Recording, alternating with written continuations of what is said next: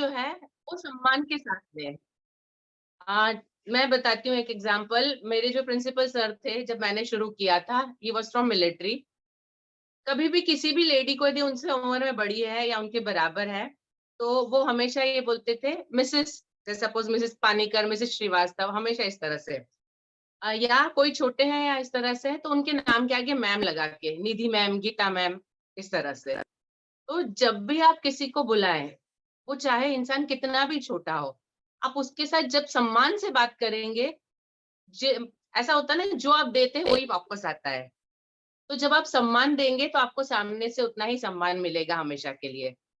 एक एग्जाम्पल है, आप छोटे से बच्चे से भी बात करते हैं क्लास के अंदर, यदि किसी से बात करते हैं, तो आप उससे दो सेंटेंस है मैं बताती हूँ। अ, एक पहला सेंटेंस यदि आप उसे आप करके बात करें कि क्या आप बताएंगे इस सवाल का जवाब, और दूसरा, अरे तू बता तो, difference you can make out. The first most important thing, सबसे जरूरी जो है, किसी को भी जब हम बुलाते हैं तो कोशिश करें कि हम उसको सम्मान के साथ बुलाएं। ठीक है, किसी भी शिक्षक को। तो आधी तो जंग हम यहाँ पे जीत लेंगे, क्योंकि जब वो अपने नाम को सुनेंगे तो वो आपकी बात को पूरे ध्यान से सुनेंगे, जब एक तरफ आपके ध्यान आ जाएगा तो। ठीक है। इसके बाद नेक्स्ट है प्रशंसा। मुझे आप एक बात बताइए, आप में से कौन होगा जिसको अपनी प्रशंसा सुनना पसंद नहीं होगा? Is there anyone? हम कुछ भी करते हैं, हम चाहते हैं कि हमको जो भी हमने किया है उसके सामने से उसका कुछ परिणाम मिले। तो हर एक जो शिक्षक होता है उसको भी ये चाह होती है कि उसको प्रशंसा मिले, उसने जो काम किया है उसको रिकॉग्निशन मिले। तो एक कोशिश हमेशा ये रखिए कि चाहे छोटा सा भी अच्छा काम किसी ने किया है, उसकी प्रशंसा जरूर करिए। मैं एक एग्जांपल देती हूँ। 3 दिन पहले की बात है। मेरे पास दो टीचर आए एक स्कूल से। अहमदाबाद का काफी नामी स्कूल है वो। और दोनों ने अपना रिज्यूम मेरे पास अंदर भेजा, बाहर वेट कर रहे थे। मैंने देखे दोनों रिज्यूम, क्योंकि पर्सनली जब कोई दिन आता है जनरली अकेला आता है, और जब स्कूल से आते हैं तो डेफिनेटली स्कूल का प्रॉब्लम होगा तभी। मैंने उनको बुलाया अंदर, और मेरा सबसे पहला क्वेश्चन, क्योंकि रिज्यूम में दोनों लिखा था कंटिन्यू स्कूल में, एक पिछले 1 साल से थी और दूसरी पिछले 10 साल से थी। तो जो 10 साल से थी उससे पूछा, तो उसने घुमा फिरा के कुछ और आंसर दे दिए। फिर उनको मैंने बाहर भेजा। फिर जब दूसरी टीचर थी उनसे पूछना शुरू किया, जिनको सिर्फ 1 साल हुआ था, तो मुझे बोलती है मैम मैं आपसे सच बताऊं? मैंने कहा बिल्कुल, जो सच है वही बताइए, क्योंकि इतने बड़े स्कूल को आप छोड़ने को तैयार हैं। तो बोलते मैम वहां पे सैलरी अच्छी मिल रही है, टाइम का कोई प्रॉब्लम नहीं है, बाकी सारी चीजें सही है, लेकिन जो अथॉरिटी है वो जब हमसे बात करते हैं तो वो हमसे बात इस तरीके से करते हैं कि हमसे बर्दाश्त नहीं होता है। बोले इतनी इंसल्ट, मतलब गलती हर इंसान से होती है, यदि हमने गलती की है तो उसको बताने का तरीका होता है। बोले वो इस तरह से बात करते, बोले चाहे वो कितनी भी सैलरी दे रहे हो या कितना भी टाइम में कंसेशन कर रहे हो, बोले मुझे वहां पे काम नहीं करना है। This is the most important thing. मुझे लगा कि बहुत जरूरी है कि हर एक टीचर को सम्मान मिले। अभी एक चीज मेरे साथ भी होता है, बहुत सारे टीचर होते हैं, गलतियां करते हैं, कुछ करते हैं। मैं कभी उनको किसी दूसरे टीचर के सामने डांटती नहीं हूँ या बोलती नहीं हूँ। एक एग्जांपल देती हूँ। मेरे यहाँ पी के टीचर हैं, फिजिकल एजुकेशन के। She is teaching for last 22 years, पिछले 22 सालों से है। और पी के टीचर है तो बहुत स्ट्रिक्ट है। वो किसी की भी, मतलब कोई भी सामने खड़ा हो उसकी नहीं सुनती, क्योंकि उसका काम ही ये है, वो स्कूल से टीम लेके दूसरे बाहर राज्यों में लेकर जाती है बच्चों को खिलाने के लिए।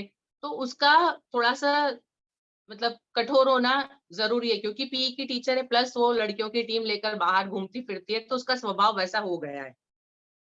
एक बार ऐसा बाय चांस हुआ, कुछ मैं राउंड पर थी किसी क्लास में, मुझे कुछ तकलीफ दिखी और मैंने उनको स्टाफ रूम में बैठे हुए देखा।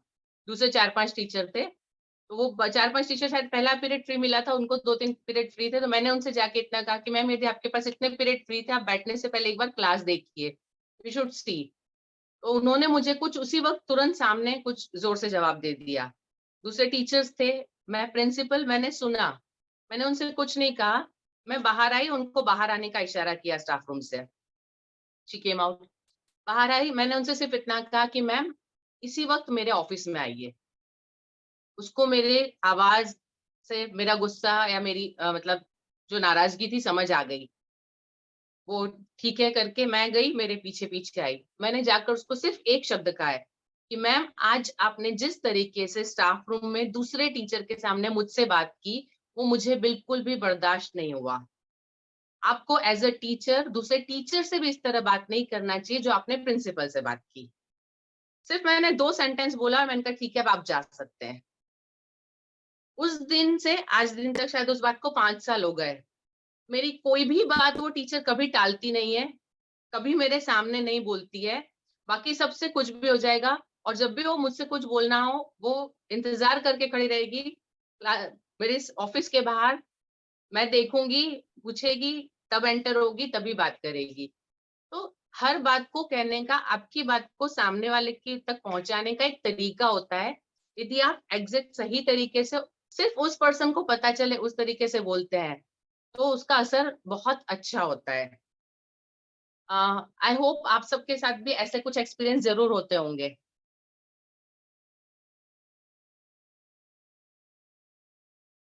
प्लीज़ हम सेशन माइक इंटरैक्टिव से रखें तो ज़्यादा बेहतर होगा।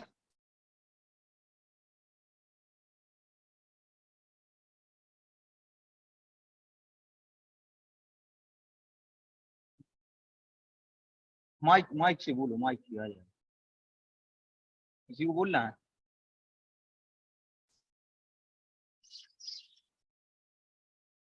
जी मैम, कंटिन्यू। जी, ठीक है। ओके। अभी जस्ट इससे अपोज़िट, जब आपको प्रशंसा करनी है, तो हमेशा प्रशंसा सबके बीच में करिए। एग्ज़ाम्पल मैं जैसे ऑनलाइन अभी चल रहा था जब कोरोना के टाइम, तो मेरे कुछ टीचर जब ऑनलाइन लेते मैं मतलब हमारे साइमल्टेनियसली सारे क्लासेस के लिए ऑनलाइन चलते थे। तो मैं और मेरे कोऑर्डिनेटर का काम ये होता था कि हम 10-10 मिनट बाद हर एक क्लास के अंदर एंटर होते, उनके देखते और निकलते। ऐसे एंटर होते हुए एक टीचर, गुजराती की टीचर थी, उसने कविता इतने अच्छे से गा के बच्चों को सुनाई, बच्चों को इतना मज़ा आया। तो जैसे ही वो सेशन खत्म हुआ, टीचर्स मेरे ऑफिस में आए, मैंने तुरंत सबके सामने उसकी प्रशंसा की। आप विश्वास नहीं करेंगे, वो टीचर इतनी खुश हो गई, उसके बाद कभी भी उसकी कोई प्रॉब्लम नहीं आई है। हमेशा उसका काम प्रॉपर और मतलब वो हमेशा ये कोशिश करती है कि उस लेवल से नीचे ना उतरे। तो जब आप प्रशंसा करते हैं तो उसका इम्पैक्ट लॉन्ग टाइम होता है। यदि आपको किसी चीज़ का लॉन्ग रन इम्पैक्ट चाहिए, तो आप उसको पॉजिटिव वे में लीजिए, ज़रूर होगा वो। एक और एग्जांपल देती हूँ। हमारे यहाँ पे सिस्टम है कि यदि टीचर कोई गलती करती है, तो हम उसको मेमो देते हैं। अ, मेमो दिया जाता है, जो मेमो दिया हुआ है तो at the end of year जब प्रिंसिपल अपनी रिपोर्ट लिखते हैं, तो उस रिपोर्ट के अंदर मेंशन करते हैं कि उस टीचर को मेमो दिया गया है नहीं, तो ये आगे तक जाता है और ये हमेशा मतलब टीचर की उसमें रहता है पूरी फाइल में। तो इस साल की बात है, फर्स्ट टर्म एग्जाम के वक़्त कुछ प्रॉब्लम हो गया था पेपर में, तो मैंने 2 टीचर को मेमो दिए। सेकंड टर्म में फिर किसी और टीचर के साथ हुआ तो दूसरे टीचर को मेमो दिया। तो वो टीचर बड़े गुस्से से मुझे पूछ रही थी कि मैम आपने मुझे मेमो दे दिया, आज तक ऐसा कभी हुआ नहीं है, 5 साल से मैं देख रही हूँ। मैंने उनसे पूछा मैम बताइए 5 साल से आप हैं, आपको यदि पता नहीं चला कि मैंने किसी को मेमो नहीं दिया है, तो इसका मतलब क्या ये है कि मैंने मेमो नहीं दिया है? She was shocked and looking at me. मैंने कहा मैम आपके साथ में अभी पहले एग्ज़ाम में भी मैंने कुछ टीचर को मेमो दिए, लेकिन आपको नहीं पता। मतलब उस टीचर की गलती इतनी बड़ी थी कि मुझे मेमो देना पड़ा, लेकिन मैंने उससे पर्सनली बात की, मेमो भी दिया तो उसको पर्सनली और सिर्फ़ मुझे और उस टीचर को पता है और किसी तीसरे टीचर को नहीं पता है। मैं किसी को डाँटती भी हूँ तो वो सिर्फ़ उस टीचर को पता होता है, उसके अलावा कोई तीसरा नहीं जानता है। तो ये यदि वो टीचर किसी को बताती है तो उनका प्रॉब्लम है, मेरा नहीं है, मेरी तरफ से नहीं है। सो कोशिश ये करिए। अभी इसके अपोज़िट प्रशंसा, मैं जितनी भी मीटिंग शुरू करती हूँ, हर मीटिंग की शुरुआत में सबसे पहले जो भी अच्छी बातें लाइक मीटिंग मैं हर सैटरडे रखती हूँ। हमारे यहाँ सैटरडे बच्चे लेट आते हैं, टीचर्स जल्दी आते हैं। तो सैटरडे मॉर्निंग हमारा मीटिंग टाइम होता है। तो उस हफ्ते के अंदर जो भी अच्छी बातें हैं, मैं उसको अपने एजेंडा में पहले रखती हूँ मीटिंग के, और जितने मुझे क्रिटिसाइज करना है, जो मुझे कंप्लेन्स हैं, जो मुझे करेक्शंस देना है, उसको मैं पीछे रखती हूँ। तो जैसे होता है ना, खाने में पहले भगवान को भी भोग में मीठा चढ़ाते हैं, तो आप कोशिश ये करिए कि मीठा पहले दीजिए, तो और एंड भी शायद मीठे से हो तो बहुत ज़्यादा अच्छा होगा। तो सैंडविच हो जाएगा तो कड़वाहट ज़्यादा नहीं लगेगी। तो कोशिश ये करिए जब भी आपकी कोई पर्सनल मीटिंग होती है टीचर्स के साथ, तो उनकी जो अच्छी बातें हैं, अ, आपका ऑब्जर्वेशन थोड़ा-सा माइन्यूट रखिए, और जिसको हम चीज़ नॉर्मल समझते हैं एज़ अ प्रिंसिपल या एज़ अ संचालक, हम जिस चीज़ों को नॉर्मल लेते हैं, वो चीज़ें यदि टीचर करते हैं तो उनके लिए थोड़ा-सा स्पेशल हो सकता है। कोई टीचर ने किसी दिन कुछ स्पेशल एफर्ट किए, जैसे मेरे फर्स्ट स्टैंडर्ड के टीचर एक दिन बच्चों को कॉइन्स मनी सिखा रहे थे, तो उन्होंने बहुत अच्छा काम किया। घर से कुछ कॉइन्स लेकर आई और बच्चों को लाके उनकी नोटबुक के पीछे कॉइन रख के, हम जैसे पेंसिल से उसकी छाप लेते हैं, तो बच्चों को छाप लेके उसमें कॉइन्स, इंस्टेड ऑफ ड्राइंग उसको छाप लेके सिखाया। तो बच्चा एज़ इट इज़ वो कॉइन 1 का कौन सा है, 2 का कौन सा है, 5 का कौन सा, 10 का, वो सीख गया, और जब उसने खुद किया तो उसको मज़ा आया। तो मैंने तुरंत उसकी तारीफ़ की। तो वो टीचर इतने इंटरेस्ट से उसके बाद कंटीन्यूअस हर लेसन में वो कोशिश करती है कि वो कोई नया टीएलएम यूज़ करे या कोई नया तरीका अपनाए। तो उनके जो छोटे-छोटे एफर्ट्स होते हैं, उनको माइन्यूट ऑब्जर्वेशन और उसका मतलब उनको थोड़ा-सा क्या बोलते हैं, श्रेय ज़रूर देना चाहिए, तो वो बहुत अच्छा रहेगा। उसके बाद है विश्वास जीत। शिक्षक का विश्वास यदि आप जीत सकते हैं, तो उसके बाद आप उनसे कुछ भी करवा सकते हैं। हमारे साथ बहुत सारी प्रॉब्लम होती है कि टीचर ये सुनते नहीं है, ये करते नहीं है। अ, पहले मैं एक एग्ज़ाम्पल देना चाहूँगी। ये तब की बात है जब मैं स्कूल में हेड ऑफ द डिपार्टमेंट थी। अ, हमारे प्रिंसिपल का एक ये बहुत अच्छा तरीका था कि जब भी वो इंटरव्यू लेते थे, यदि मेरे सेक्शन की टीचर ले रहे हैं, तो मुझे इंटरव्यू में अपने साथ शामिल रखते थे। एक बार ऐसा हुआ बीच में से कि किसी टीचर को अचानक छोड़ना पड़ा और हमको दूसरी टीचर नई अपॉइंट करनी पड़ी। नई टीचर जो अपॉइंट हुई थी, क्योंकि पुरानी टीचर काफ़ी सालों से थी, बच्चों से घुली-मिली थी, तो कंफर्टेबल था सब कुछ। लेकिन अचानक उसके जाने से, नई टीचर के आने से, क्योंकि वो टीचर जो हमने नई ली थी, वो फ्रेशर थी, शायद 1 आध साल का उसके पास एक्सपीरियंस था। दूसरी बात, उसको एक्सपीरियंस कम था और वो लड़की थी, नई मतलब छोटी थी, तो इतना ज़्यादा क्लास कंट्रोल उसका नहीं हो पा रहा था अचानक से। तो थोड़ा पेरेंट्स में असंतोष हो गया था। हमारी उस वक़्त मीटिंग हर महीने हुआ करती थी। उस महीने की पेरेंट टीचर मीटिंग के अंदर जब पेरेंट्स आए, तो उस मीटिंग से पहले मेरे प्रिंसिपल ने मुझसे कहा कि आज ये मुद्दा ज़रूर उठेगा उस टीचर के लिए।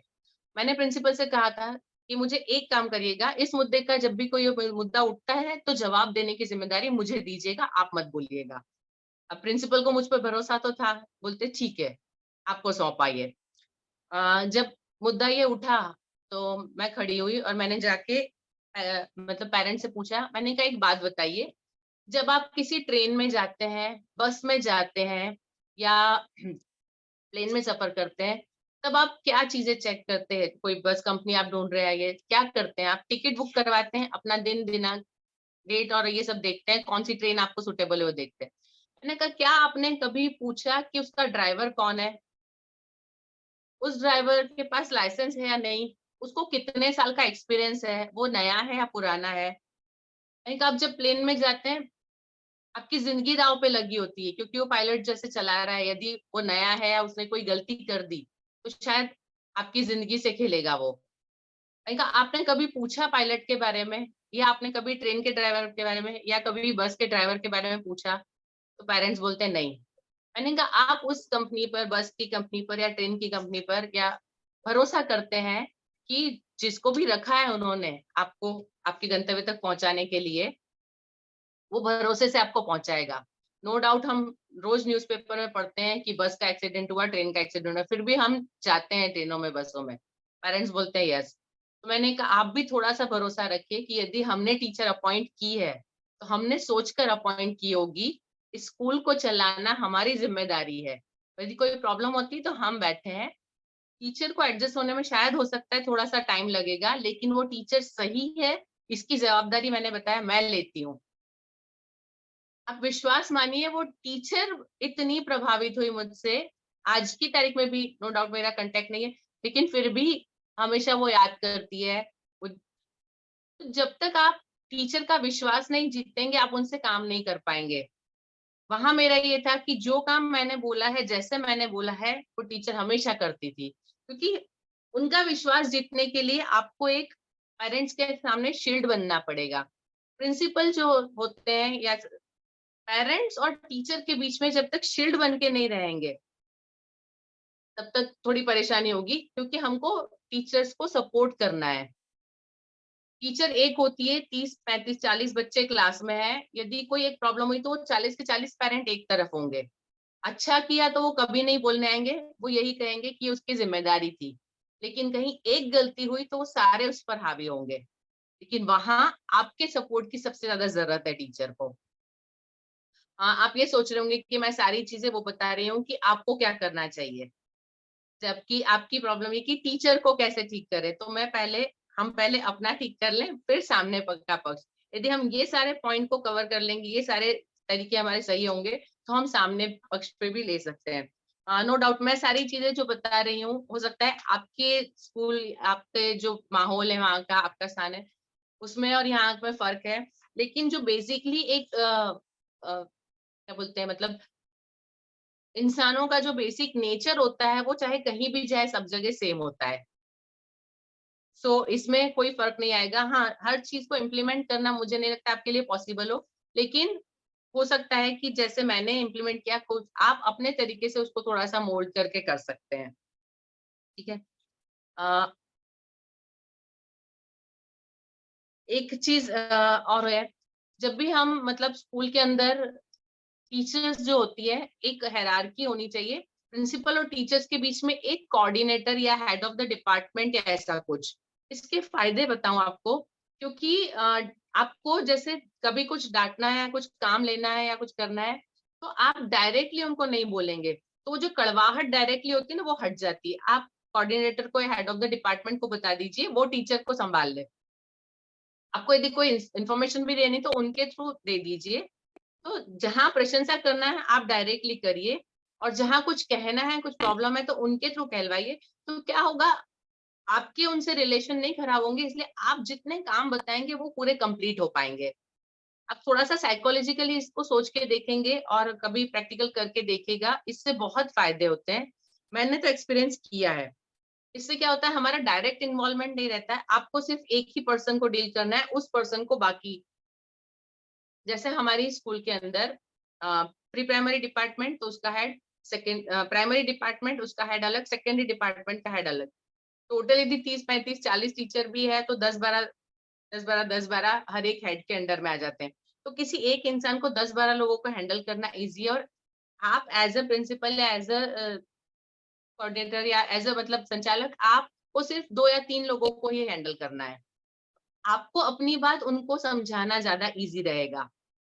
और उनसे काम निकलवाना ज़्यादा, उनको भी सिर्फ 10-12 से। तो आपको हर एक से पर्सनली, तो आपका जो एनर्जी लेवल है, आप उसको मेंटेन कर पाएँगे। हर एक इंसान के साथ हर एक को समझाने के लिए एनर्जी वेस्ट करने से बेटर है सिर्फ आप एक को समझाइए और ये काम, and you have to get it done. आपने यदि किसी को एक पोज़ीशन दे रखी है, तो वो उसकी ज़िम्मेदारी बन जाती है।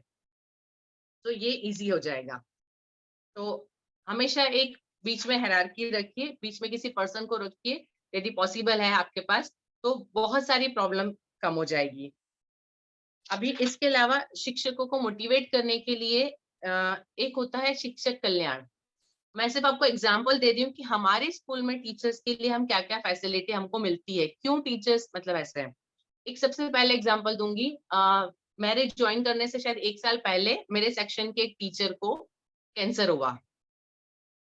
कैंसर बहुत मतलब ऐसी बीमारी है कि पूरा घर टूट जाता है। मिडल क्लास लेडी थी वो, तो बहुत तकलीफ हुई। उस वक़्त तो हमारे सर ने उनको फाइनेंशियली हेल्प कर दी। लेकिन उनको लगा कि यदि आगे भी ऐसे किसी, क्योंकि हमारे यहाँ पे यदि पूरा हमारे स्कूल का स्टाफ मिलाया जाए, तो करीब 150 से पौने 200 लोगों का स्टाफ होता है। बोले यदि ऐसे किसी और को कभी तकलीफ हुई तो हमको उनके लिए कुछ सोचना चाहिए। तो हमारे जो सर हैं उन्होंने एक मेडिकल फंड शुरू किया उसी साल, जिस साल उनका ये हुआ उसी साल उन्होंने मेडिकल फंड शुरू किया। उस मेडिकल फंड में शुरुआत में उन्होंने अपनी तरफ से 11 लाख रुपए डाले और उसके बाद उन्होंने, क्योंकि वो राजनीति में है, उनके बहुत सारे पहचान है, तो काफी लोगों से उन्होंने इकट्ठा किया।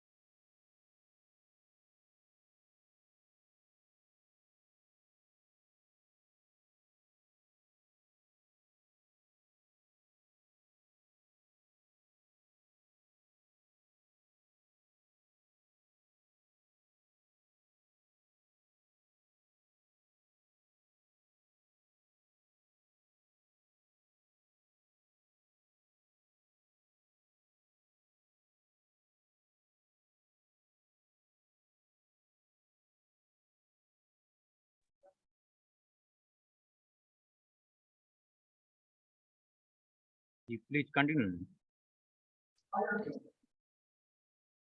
आवाज आ रही है मेरी? जी, धन्यवाद। तो वो मेडिकल फंड शुरू किया उन्होंने, अपनी पहचान से काफी दूसरे लोगों से फंड इकट्ठा किया और उसके बाद अब मतलब सभी टीचर्स को उन्होंने अपनी तरफ से सैलरी में वो 50 रुपीज बढ़ाकर देते हैं और हर टीचर को 50 रुपीज कॉन्ट्रीब्यूशन हर महीने देना होता है। इस तरीके से 150 पौने 200 के करीब एम्प्लॉय है, हर एक का 50 रुपए के हिसाब से सर खुद अपनी तरफ से सैलरी में बढ़ा के देते हैं और वो हमको भरना है, तो वो फंड बढ़ता जा रहा है। उसके बाद हमारे उसके बाद हमारे पास ये सुविधा है कि यदि किसी टीचर का कोई ऑपरेशन होता है या कोई उनको ऐसी परेशानी आ जाती है, तो उनके जो भी फाइल होती है वो ऑफिस में आती है और उस फाइल को ऑब्जर्व करके यदि उनको मेडिक्लेम मिला है तो उसका खर्चा घटाने के बाद जो भी खर्चा टीचर की जेब से जा रहा है उसमें कमिटी बैठती है और उसके अकॉर्डिंग उनको हेल्प की जाती है और वो पैसे हम वापस नहीं लेते हैं उनसे। सो इवन और उसके बाद ये भी है कि जैसे कोरोना में हुआ कि हमारे यहाँ से एक टीचर, एक आया बहन, ऐसे 2-3 लोगों की डेथ हुई कोरोना की वजह से। उनके फैमिलीज को 1-1 लाख रुपीस उस फंड में से दिए गए। सो इस तरह की कोई यदि हेल्प, मैं ये नहीं बोलती इतनी बढ़िया है, ऐसा कुछ हो सकता है, लेकिन कोई भी ऐसी व्यवस्था जो आप टीचर्स के लिए कर सकते हैं। उसके अलावा हमारे स्कूल में रेसिडेंट डॉक्टर है, डॉक्टर वहीं रहते हैं क्योंकि हमारे स्कूल में एक ओल्ड एज होम भी है, हॉस्टल भी है, तो एक परमानेंट डॉक्टर है।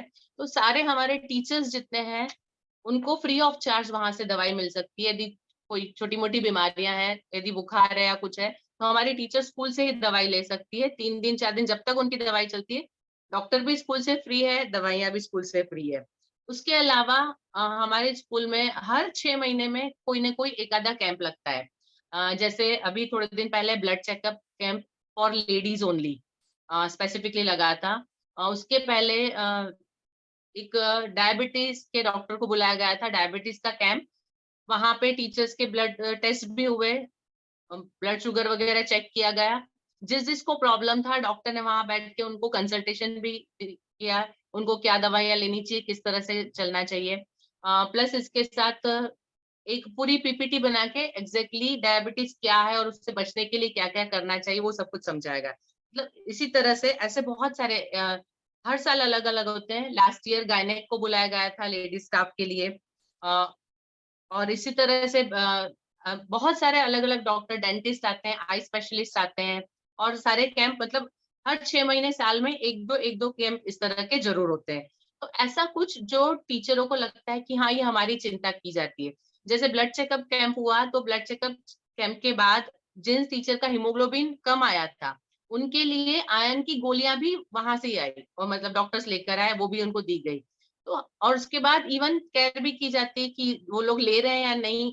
प्रिंसिपल से पूछा जाता है कि ये टीचर कंटीन्यूअस ले रहे हैं या नहीं। उसके 6 महीने बाद फिर से दोबारा उनका टेस्ट किया गया है कि उसमें इम्प्रूवमेंट हुआ कि नहीं। तो ये एक मतलब टीचर को एक पर्सनल केयर जैसा मिलता है।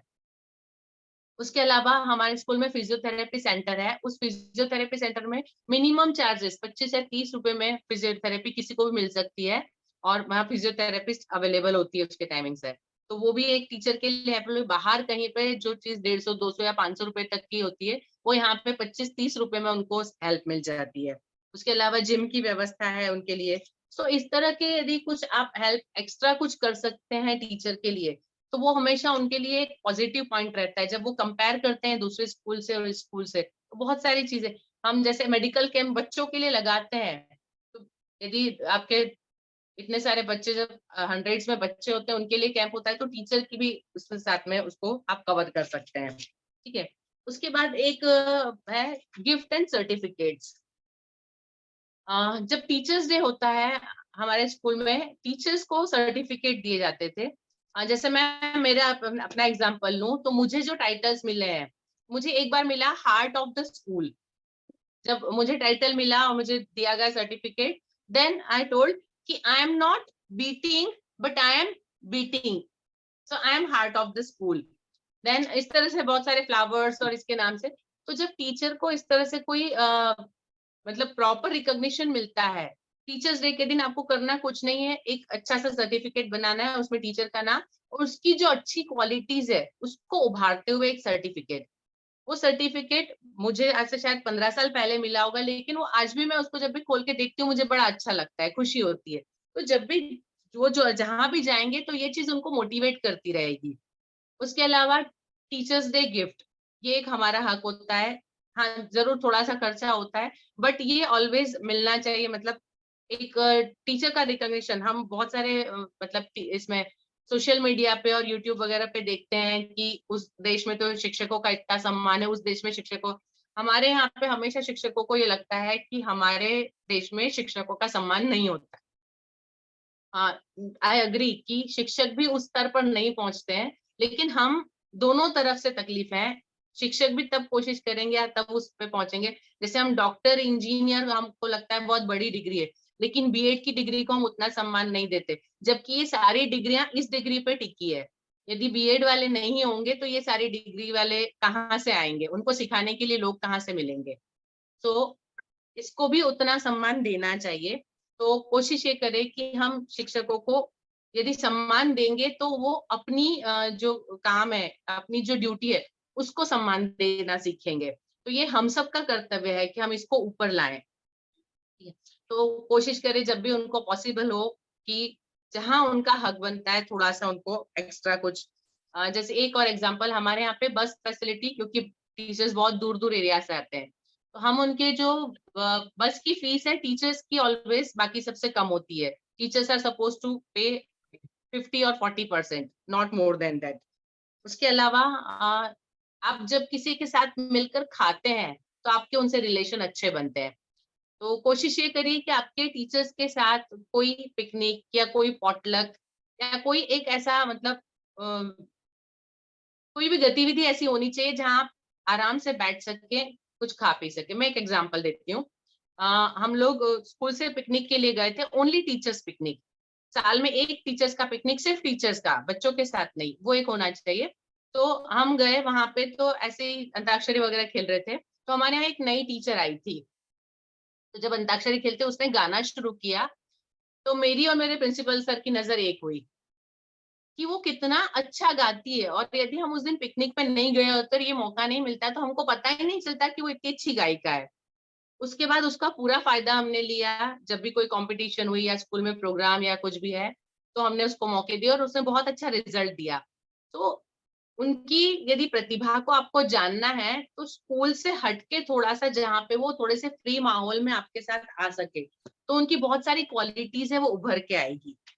आई होप आप मुझसे अग्री होंगे। आप शायद यदि आपके जाती हैं पिकनिक और ये है, यस, तो आपकी उनकी क्वालिटीज को आप जरूर जान पाएंगे। आई थिंक शायद वहाँ माइक वगैरह का प्रॉब्लम है, इसलिए आप सब बोल नहीं पा रहे। मुझे लग रहा है ये मोनोटोनस मेरी तरफ से चल रहा है। I hope it is not boring. नहीं, आपका सेशन होगा बोलने का, बुलवा सकते हैं। Don't worry. हेलो, आपको हमारी आवाज आ रही है? जी आ रही है। हम सबसे बुलवा सकते हैं आपको, एक एक का क्वेश्चन का आंसर देंगे। बहुत अच्छा सेशन चल रहा है, बोलिए। ठीक ये है, अभी नहीं, 1 बार ट्रैफिक है, बाद में 2 बार ट्रैफिक हो जाएगी। ठीक है, थैंक यू सर। इसके अलावा हमारे स्कूल में क्रेडिट सोसाइटी बनी हुई है। क्रेडिट सोसाइटी मतलब ऐसे है, जब भी कोई टीचर ज्वाइन होती है तो उनको 500 रुपीज देख के उसका मेंबर बनना होता है। वो 500 रुपीज वहां पे रहेंगे, उनका शेयर हो गया क्रेडिट सोसाइटी में। ठीक है। उसके बाद कोई भी टीचर वो साल भर में, मतलब साल में 2 बार हम लोग उनको सीजनल लोन देते हैं, that is up to 5000 rupees. कि जैसे अभी आएगा तो गेहूं वगैरह खरीदना है, या दिवाली के वक्त उनको कोई जरूरत है तो। उसके अलावा टीचर अपनी 10 सैलरी तक लोन विड्रॉ कर सकती है, और उसपे बहुत मिनिमम ऑलमोस्ट 4 या 5% इंटरेस्ट लेते हैं, और उनको लोन दी जाती है। तो इस तरह से हम, उसके अलावा टीचर्स को एक और हेल्प दी जाती है, उनका पीडीएफ वगैरह तो कटता है। उसके अलावा इस अकाउंट में यदि टीचर जो भी चाहे अपना minimum 100 rupees every month they are suppose to keep in this credit society. जब टीचर उसको छोड़ के जाती है तब उनको अच्छे से इंटरेस्ट के साथ पूरी रकम वापस मिलती है।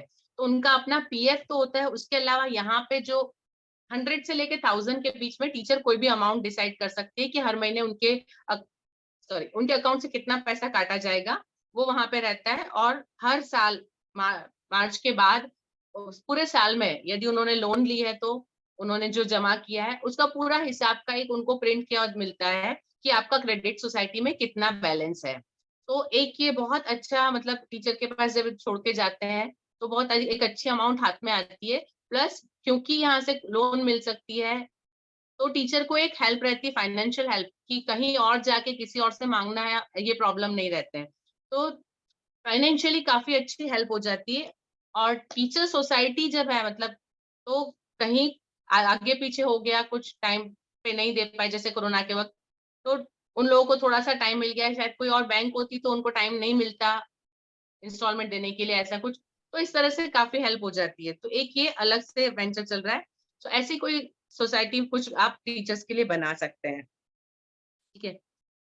इसके अलावा नवाचार, टीचर्स के लिए कुछ नई चीजें हमेशा, आपकी जब मीटिंग होती है, मतलब आपसे जब मिलके जाए टीचर, तो उनको कोई नई चीज, कोई नई बात मिलनी चाहिए, कुछ उनको लगना चाहिए। मतलब नेक्स्ट टाइम मिले तो उनको एक उत्साह होना चाहिए कि हमको कुछ आज नया मिलेगा। तो उनकी मीटिंग्स में आप कुछ एक नया कर सकते हैं।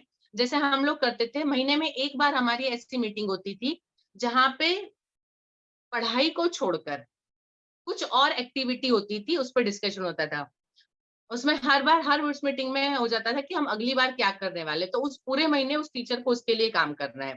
तो जैसे सपोज टीएलएम बनाने के लिए हो गया, या कोई बुक रिव्यू हो गया।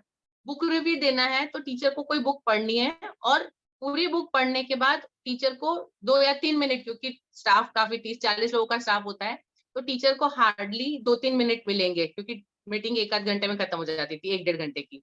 तो 3 मिनट में उस पूरी बुक का रिव्यू टीचर को देना है। तो टीचर को बुक अच्छी चूज करनी है, और उसको ये देखना है कि उसने जो बुक ली है वो और किसी ने तो नहीं ली है, और उसके बारे में सबको बताना। बहुत अच्छी बात ये हुई उसमें कि जब एक टीचर ने एक बुक पढ़ी और उसका रिव्यू दिया, तो उसका रिव्यू जब दूसरे सुनते हैं तो उनको इंटरेस्ट होता है कि इसको मुझे डिटेल में जानना है। तो वो उस बुक को पढ़ने के लिए, मतलब उत्साहित होते हैं और उसको पढ़ते हैं। तो एक ये हम, मतलब जैसे ना जोत से जोत जलाते हैं, बीमारी कंटीजियस डिसीज की, एक ने पढ़ा तो दूसरा फिर सोचता है मुझे भी पढ़ना है, ये अच्छी बात है, अच्छी चीज है। तो इस तरह से कुछ करिए, या कुछ बनाने की, कुछ टीएलएम बनाने की, या कुछ और क्रिएटिव। आप मतलब जो टीचर्स का इंटरेस्ट है, आप जो कर सकते हैं कुछ भी क्रिएटिव, ये जो भी होगा, इससे टीचर की जो क्रिएटिविटी बढ़ेगी, उससे फायदा स्कूल को होना है। यदि मैंने टीएलएम बनाने की कंपटीशन रखी है कि किसका टीएलएम सबसे अच्छा बनता है, कौन सा ज्यादा प्रभावी रहता है, तो वो टीएलएम आखिर यूज तो स्कूल में ही होना है। यदि बुक पढ़ने का भी किया है तो टीचर ने जो बुक पढ़ी है उस मुझे जो ज्ञान मिला है उसका फायदा बच्चों को मिलना है, क्योंकि जितना भी ज्ञान टीचर के पास आता है वो कभी अपने पास नहीं रखेगा। एक शिक्षक ही है जो हर चीज को बांटता है, ज्ञान को बांटता है, तो जरूर उसको बांटेगा। या उसके मीटिंग में आप कोई भी जैसे न्यू थिंग्स, कोई भी इनोवेटिव थिंग्स, कोई भी नई जानकारी, कि कोई भी ऐसी जानकारी लाइए कि जो किसी के पास नहीं है, ऐसा ढूंढ के, तो बहुत सारी नई नई चीजें जानने को सबको मिलेगी। तो ऐसी एक मीटिंग 15 दिन, महीने में या 2 महीने में जरूर रखिए कि कुछ नया हो। कुछ नई पुस्तक आपकी तरफ से दीजिए और लेट देम रीड, जैसे मैंने किया था। तो चांद जब मैंने पढ़ी, कंपलसरी मैंने सारे टीचर्स को पढ़वाई थी। तो ऐसे फिर उसके बाद हमारे सर ने पढ़वाई थी जो परीक्षा पे चर्चा, मोदी जी की जब किताब आई, तो वो टीचर्स को कंपलसरी सबको पढ़वाई थी कि आप सबको पढ़ना है। इस तरह से हम लोग ऐसे ही पिक्चर्स का भी करते हैं। जैसे हिचकी मूवी, वो बाकायदा स्कूल में प्रोजेक्टर लगा के सबको दिखाई गई। तारे जमीन पर पिक्चर, वो सबको टीचर्स को साथ में बैठ के दिखाई गई, और उसके बाद उससे टीचर ने क्या सीखा उनको रिव्यू भी लिख के देना था। तो टीचर ऐसे कुछ नई चीजें होती तो एंजॉय भी करते हैं, कुछ सीखते भी हैं। अभी जैसे मैं आपको बताऊं, मैं एक बुक पढ़ रही हूँ, मुझे बहुत अच्छी लगी। आई विश आप लोग जरूर पढ़े यदि मिले तो। यह है teaching through the heart, written by Meera Ravi. Meera Ravi करके है, विवा बुक पब्लिकेशन की है, टीचिंग थ्रू हार्ट। ये इतनी अच्छी बुक है, बहुत सिंपल लैंग्वेज में लिखा है। और टीचर मतलब ये शायद एक कोई साइकोलॉजिस्ट भी है, ये थेरेपी भी देती है, और कैसे एक शिक्षक अपने आप को अच्छा बना सकता है, कितना बेहतर, क्या परेशानियां और उससे कैसे निपटना। बहुत सिंपल, शायद 1 या 1.5 पेज, मतलब 20-25 लाइन का एक एक चैप्टर, इस तरह से बहुत पतली बुक है, लेकिन बहुत इंटरेस्टिंग किताब है। तो कोशिश करिएगा कि आप पढ़ सकें और अपने टीचरों को पढ़वा सकें, तो बहुत अच्छा होगा। तो इस तरह के कुछ। दोबारा नाम बोलिए किताब का। जी सर। मीनाक्षी, दोबारा नाम बताइए किताब का। Teaching through the heart, Meera Ravi. ये कहाँ पर मिलती है? क्रॉसवर्ड में मिल जाएगी? विवा पब्लिकेशन की है, दिल्ली का है, प्रोडक्शन दिल्ली की है। क्या हिंदी में मिल जाएगा क्या? ये मालूम नहीं। हिंदी मुझे नहीं पता, मैंने अंग्रेजी में पढ़ी है, देख के बताऊंगी, देखना पड़ेगा मुझे। एप्लीकेशन कौन सा बोला आपने? सॉरी, विवा विवा पब्लिकेशन। पब्लिकेशन। जी, विवा पब्लिकेशन। तो ये हम अपने यहाँ की टीचर्स को देंगे तो फायदा होगा अपने को। अपने जो सॉरी टीचर्स हैं उनको, उनके स्टैंडर्ड की है सॉरी जो सर, स्कूल, मुझे। जो अपने स्कूल में टीचर्स हैं, क्या हाँ उनको हम दे सकते हैं जेएसएस की तरफ से? जी, बिल्कुल बिल्कुल तो दे आप सकते हैं। तो आप भी इंक्वायरी करिए, हम भी इंक्वायरी करते हैं। हर जी एक स्कूल में एक एक भिजवा देंगे, सब आपस में पढ़ लेंगे। जी बिल्कुल। चलिए आगे शुरू करिए, फिर आपसे चर्चा करते हैं। जी जी जी।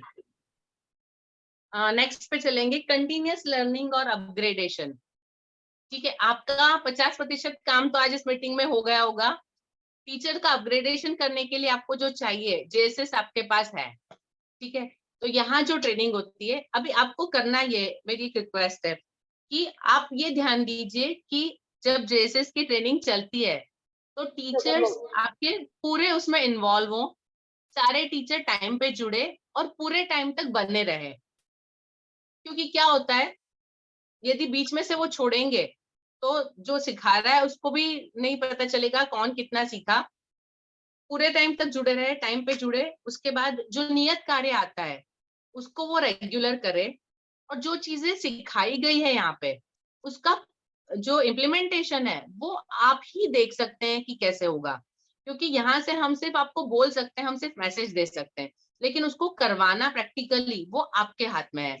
तो प्लीज ये रिक्वेस्ट है कि ये जो ट्रेनिंग सेशन चलते हैं तो आप जितना पॉसिबल हो उसको इम्प्लीमेंट करने की कोशिश करिए।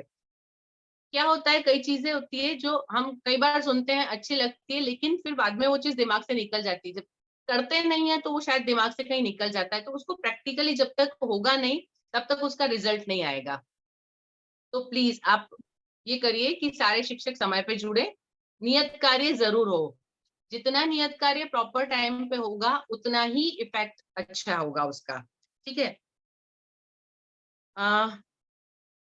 सेमिनार, ये तो हम वेबिनार कर लेते हैं, यहाँ से टीचर्स की पर्सनल ट्रेनिंग भी हो जाती है, as a person how they should improve, और as a teacher how they should improve, दोनों चीजें यहाँ पे हो जाती है।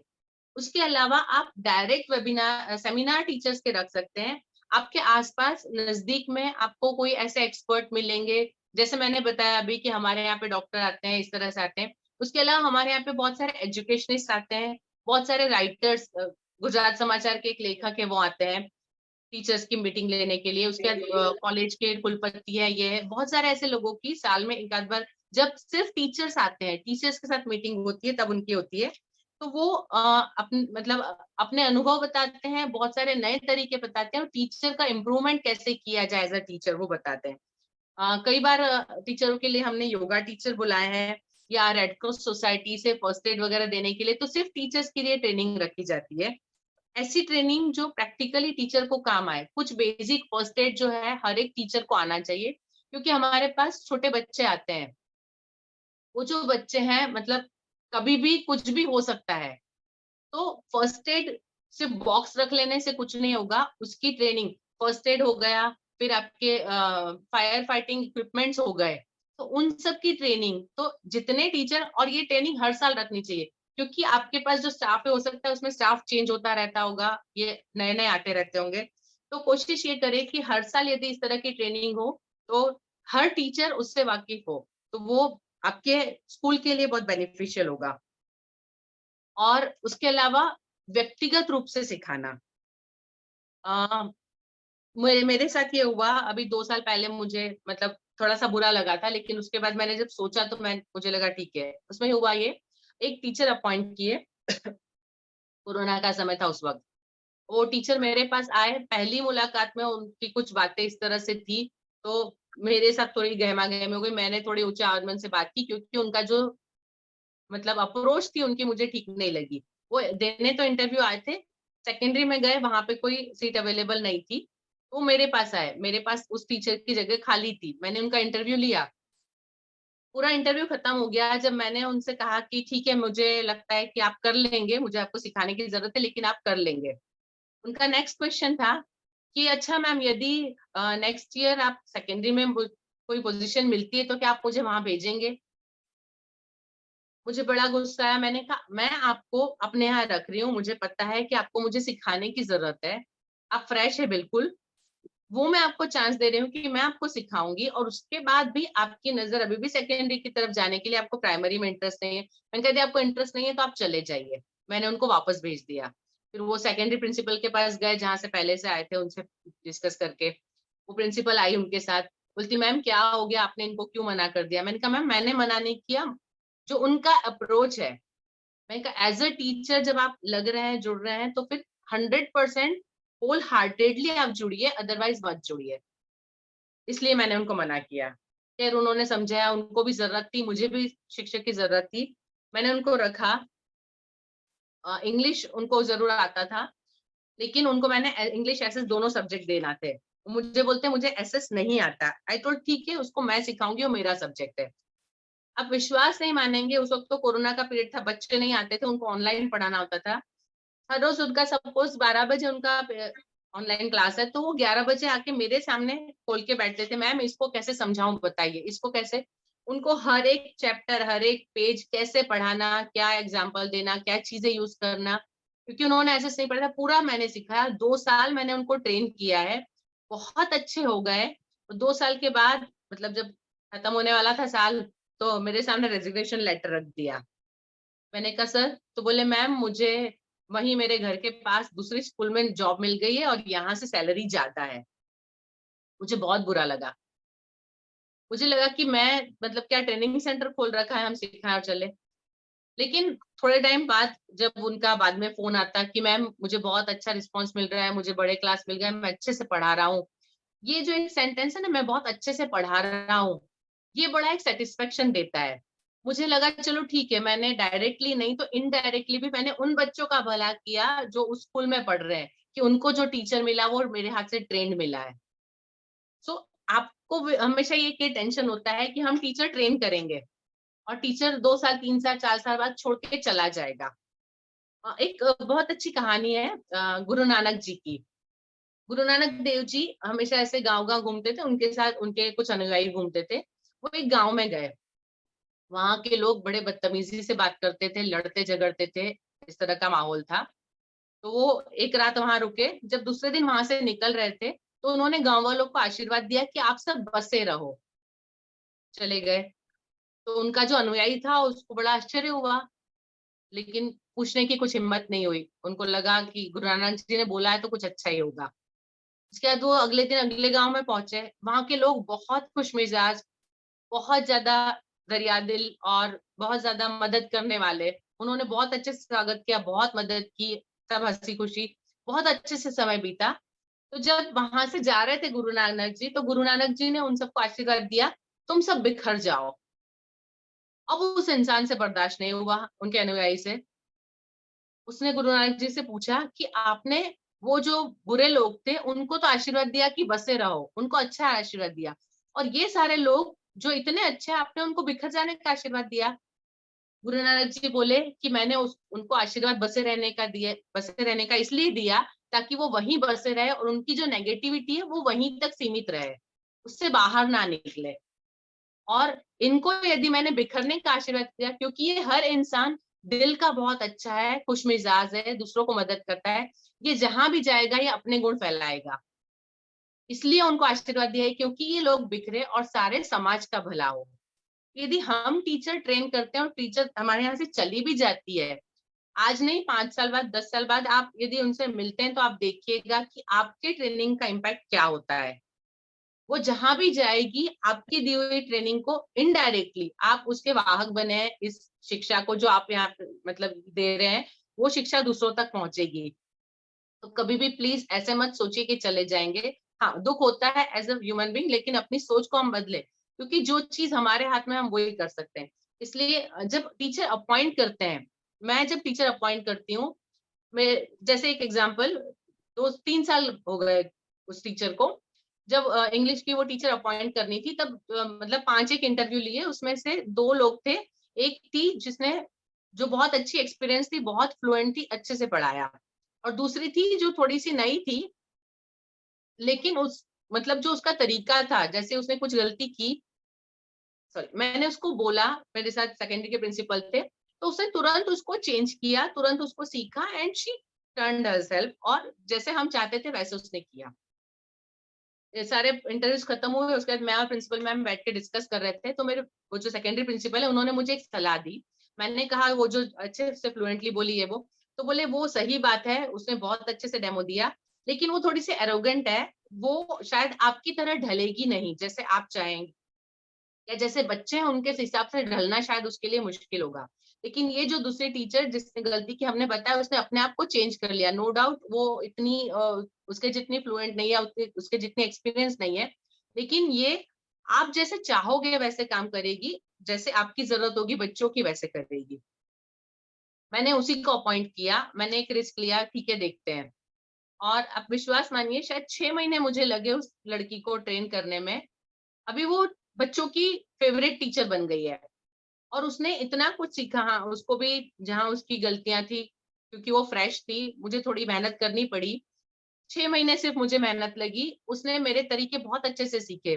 अब उस वक्त ये चल रहा था कि कोरोना का टाइम बीच में जब आया, तब मैं भी पढ़ाती थी, तो मैं भी अपने वीडियोस बनाकर डालती थी। She used to observe my videos, वो मेरे सारे वीडियो अच्छे से ऑब्जर्व करती थी, और मुझे हमेशा नेक्स्ट डे आके बोलती, मैम आपने उस वीडियो में ये सिखाया था, मुझे ये आ गया, ये ऐसे।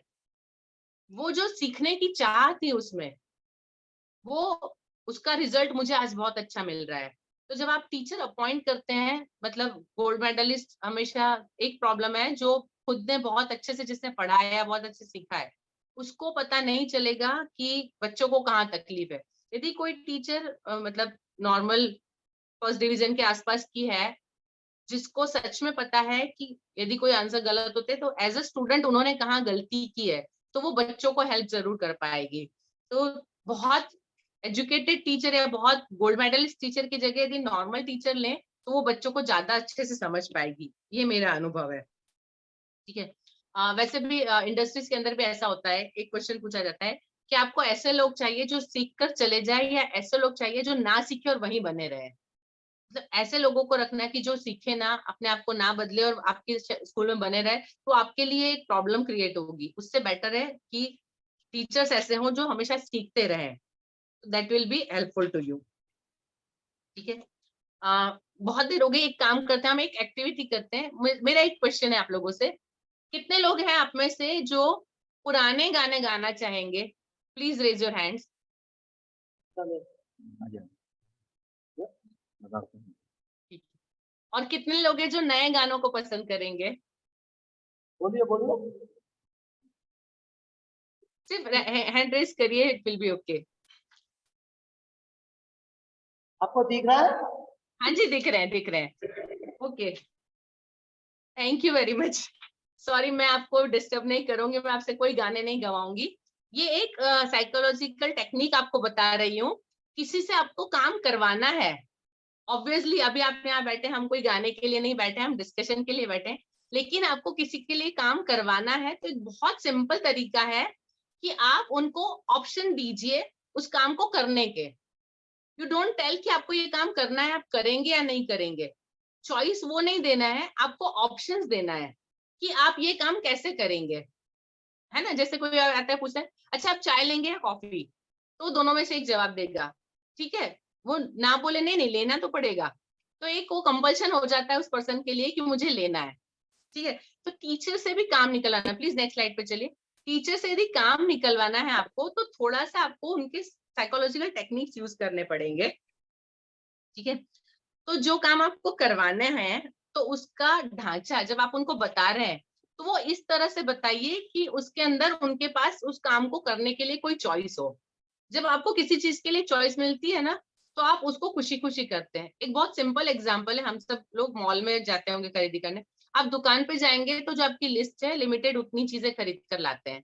लेकिन जब आप मॉल में जाते हैं, क्योंकि सारी चीजें आपके सामने खुली पड़ी है, आपको बहुत सारी चॉइस मिलती है, तो काफी चीजें ऐसी होती है जो देख के पसंद आ गई तो आप ले लेंगे, घर से सोच के नहीं गए थे आप लेने के लिए। ये एक सिंपल साइकोलॉजी है। ये मॉल क्यों इतने चलते हैं, हम मॉल में शायद 2-5 हजार ज्यादा ही खर्च करके आएंगे, रेगुलरली किसी और दुकान में जाएंगे तो इतना नहीं करेंगे। तो ये एक साइकोलॉजिकल है कि तो टीचर से काम करवाना है तो कैसे करवाना है। आप टीचर से काम करना क्या है वो मत बोलिए, कौन से तरीके से टीचर काम करेंगे वो बोलिए। उनसे पूछिए, ऑप्शन उनको, चॉइस उनकी। आप काम नहीं दे रहे हैं, वो खुद काम चूज कर रहे हैं। इन दोनों में फर्क है। यदि आपने काम दिया तो वो उसको बोझ समझ के करेंगे, यदि वो चूज करके करेंगे तो वो खुशी से करेंगे। तो ये काम करवाने के तरीके हैं। ठीक है, जब भी आप कोई प्लानिंग बनाते हैं, तो आप टीचर्स को अपने साथ रखिए।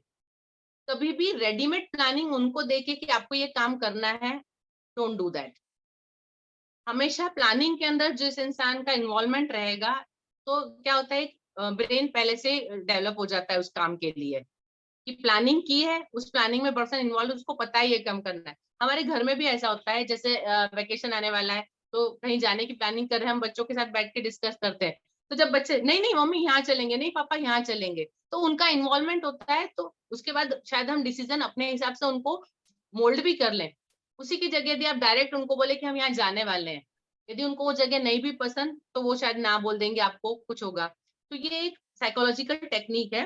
तो जब भी आप कोई प्लानिंग कर रहे हैं, उसमें टीचर्स का इन्वॉल्वमेंट जरूर रखिए, शुरुआत से उनको रखिए, उनसे पूछिए, और उसके बाद आपकी तरफ से जो आपको देना है उसको एडवांस में मतलब दीजिए। मैं एक एग्जांपल देती हूँ कैसे। हमारे प्रिंसिपल सर ने ऐसा किया था। व्हाट ही डू देन कि हमसे पूछा कि कुछ नया करना है स्कूल में, आप कौन कौन सी चीजें। तो मेरे दिमाग में बहुत टाइम से था कि हमारे वहां पे क्रिसमस मतलब होता है सेलिब्रेशन छोटा मोटा, बट पूरी स्कूल में बड़े से अच्छे से नहीं होता है, तो अच्छा सा क्रिसमस कार्निवल होना चाहिए। उनको मेरा सुझाव बहुत अच्छा लगा। एंड उन्होंने हम लोगों से पूछा कैसे, तो पूरा हमने डिसाइड किया, मतलब हम केजी सेक्शन के लिए हम 5 दिन का पूरा रखते हैं, और बाकी प्राइमरी और सेकेंडरी को सिर्फ एक दिन लास्ट दिन पे इन्वॉल्व करते हैं। तो 5 दिन के सारे प्रोग्राम हमने रोज के अलग अलग रख लिए, सब कुछ हमारे हिसाब से। फिर जब प्राइमरी सेकेंडरी के लिए आया, तो हमने एक कुकिंग कंपटीशन का हमने आइडिया दिया। ठीक है, हमारे उसमें सर को जहाँ लगा उन्होंने थोड़ा अमेंडमेंट कर दिया, चेंजेस कर लिए। कुकिंग कंपटीशन का जब किया, तो बच्चों को तैयार कर लिया, कौन क्या बनाएगा, डिस्कशन हो गया, लिस्ट तैयार हो गई, सब हो गई। 4 दिन बाकी थे। उसके बाद सर ने अपनी तरफ से एक ऐड किया कि जितने फाइनलिस्ट थे कुकिंग कंपटीशन के लिए, उनके लिए एक स्पेशल विजिट रखी 5 स्टार होटल की। उन्होंने एक 5 स्टार होटल में किचन के अंदर शेफ से डिस्कस करके रखा था, और कि बच्चों को मतलब, क्योंकि उन्होंने उसके रिजल्ट के लिए, जजमेंट के लिए 5 स्टार से कुक को बुलाया था, तो उसी कुक के साथ पहले उन्होंने एक बच्चों की मीटिंग होटल के अंदर रखी, बच्चों को एक विजिट करवाई होटल में, और वहां पे शेफ ने सिखाया कि कुकिंग कैसे की जाती है, क्या उसकी बेसिक कंसेप्ट से क्या है। आप विश्वास नहीं मानेंगे, जब बच्चे वहां गए 5 स्टार होटल जाके, और फिर उन्होंने जो स्कूल में परफॉर्म किया, हमने जब चूज किया था और उनकी जो थिंकिंग थी, और उसके बाद जब उनकी जो परफॉर्मेंस हमने देखी, उसमें जमीन आसमान का डिफरेंस था। तो कोई भी चीज, जैसे हमारा एज ए टीचर, हम लोगों का या मेरा as a head of the department, मेरा इन्वॉल्वमेंट या मेरी सोच शायद छोटी सी थी, लेकिन उसको जो बड़ा स्वरूप और प्रॉपर वो उन्होंने दिया। तो आप एज ए संचालक उनके आइडिया को आने दीजिए, और उसको फिर मॉडिफाई करके आप उनके सामने रखिए। तो दोनों तरफ से, सामने वाला भी, जो टीचर्स हैं वो भी आपसे खुश रहेंगे, प्लस आपकी तरफ से कुछ नया उनको भी सीखने को मिलेगा। ठीक है, तो इस तरह के मतलब कुछ नए नए ये रखना चाहिए। अभी उसके बाद हमने उसी दिन सेम डे शाम को एक बड़ा सा आनंद मेला रखा था, तो उसमें पेरेंट्स को सबको स्टॉल लगाने के लिए दिया था। अभी उस आनंद मेले को हमने सोचा, आनंद मेला हमने सोचा था कि सिर्फ स्कूल के बच्चे लगाएंगे, स्कूल के बच्चे इन्वॉल्व होंगे, वही अपने स्टॉल लगाएंगे, सिर्फ स्कूल लेवल पे, नॉट पेरेंट्स। उन्होंने पेरेंट्स को इन्वॉल्व किया, उन्होंने उसको थोड़ा नेक्स्ट लेवल पे ले गए।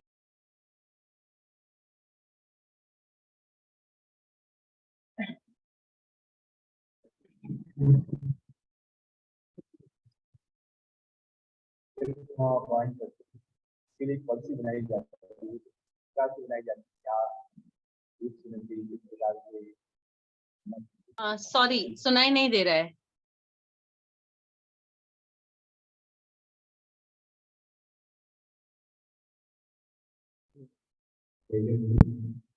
क्या पॉलिसी के बारे में जानना चाहिए, एक और स्कूल टीचर के लिए किस हिसाब से एचआर पॉलिसी कितने साल की, के बारे में। सॉरी, ऑडिबल नहीं है अभी भी, आवाज नहीं आ रही है। वो ये कह रहे हैं कि स्कूल में एचआर पॉलिसी टीचर्स के लिए कैसी होनी चाहिए, एचआर पॉलिसी के बारे में वो जानना चाहते हैं विवेक जी।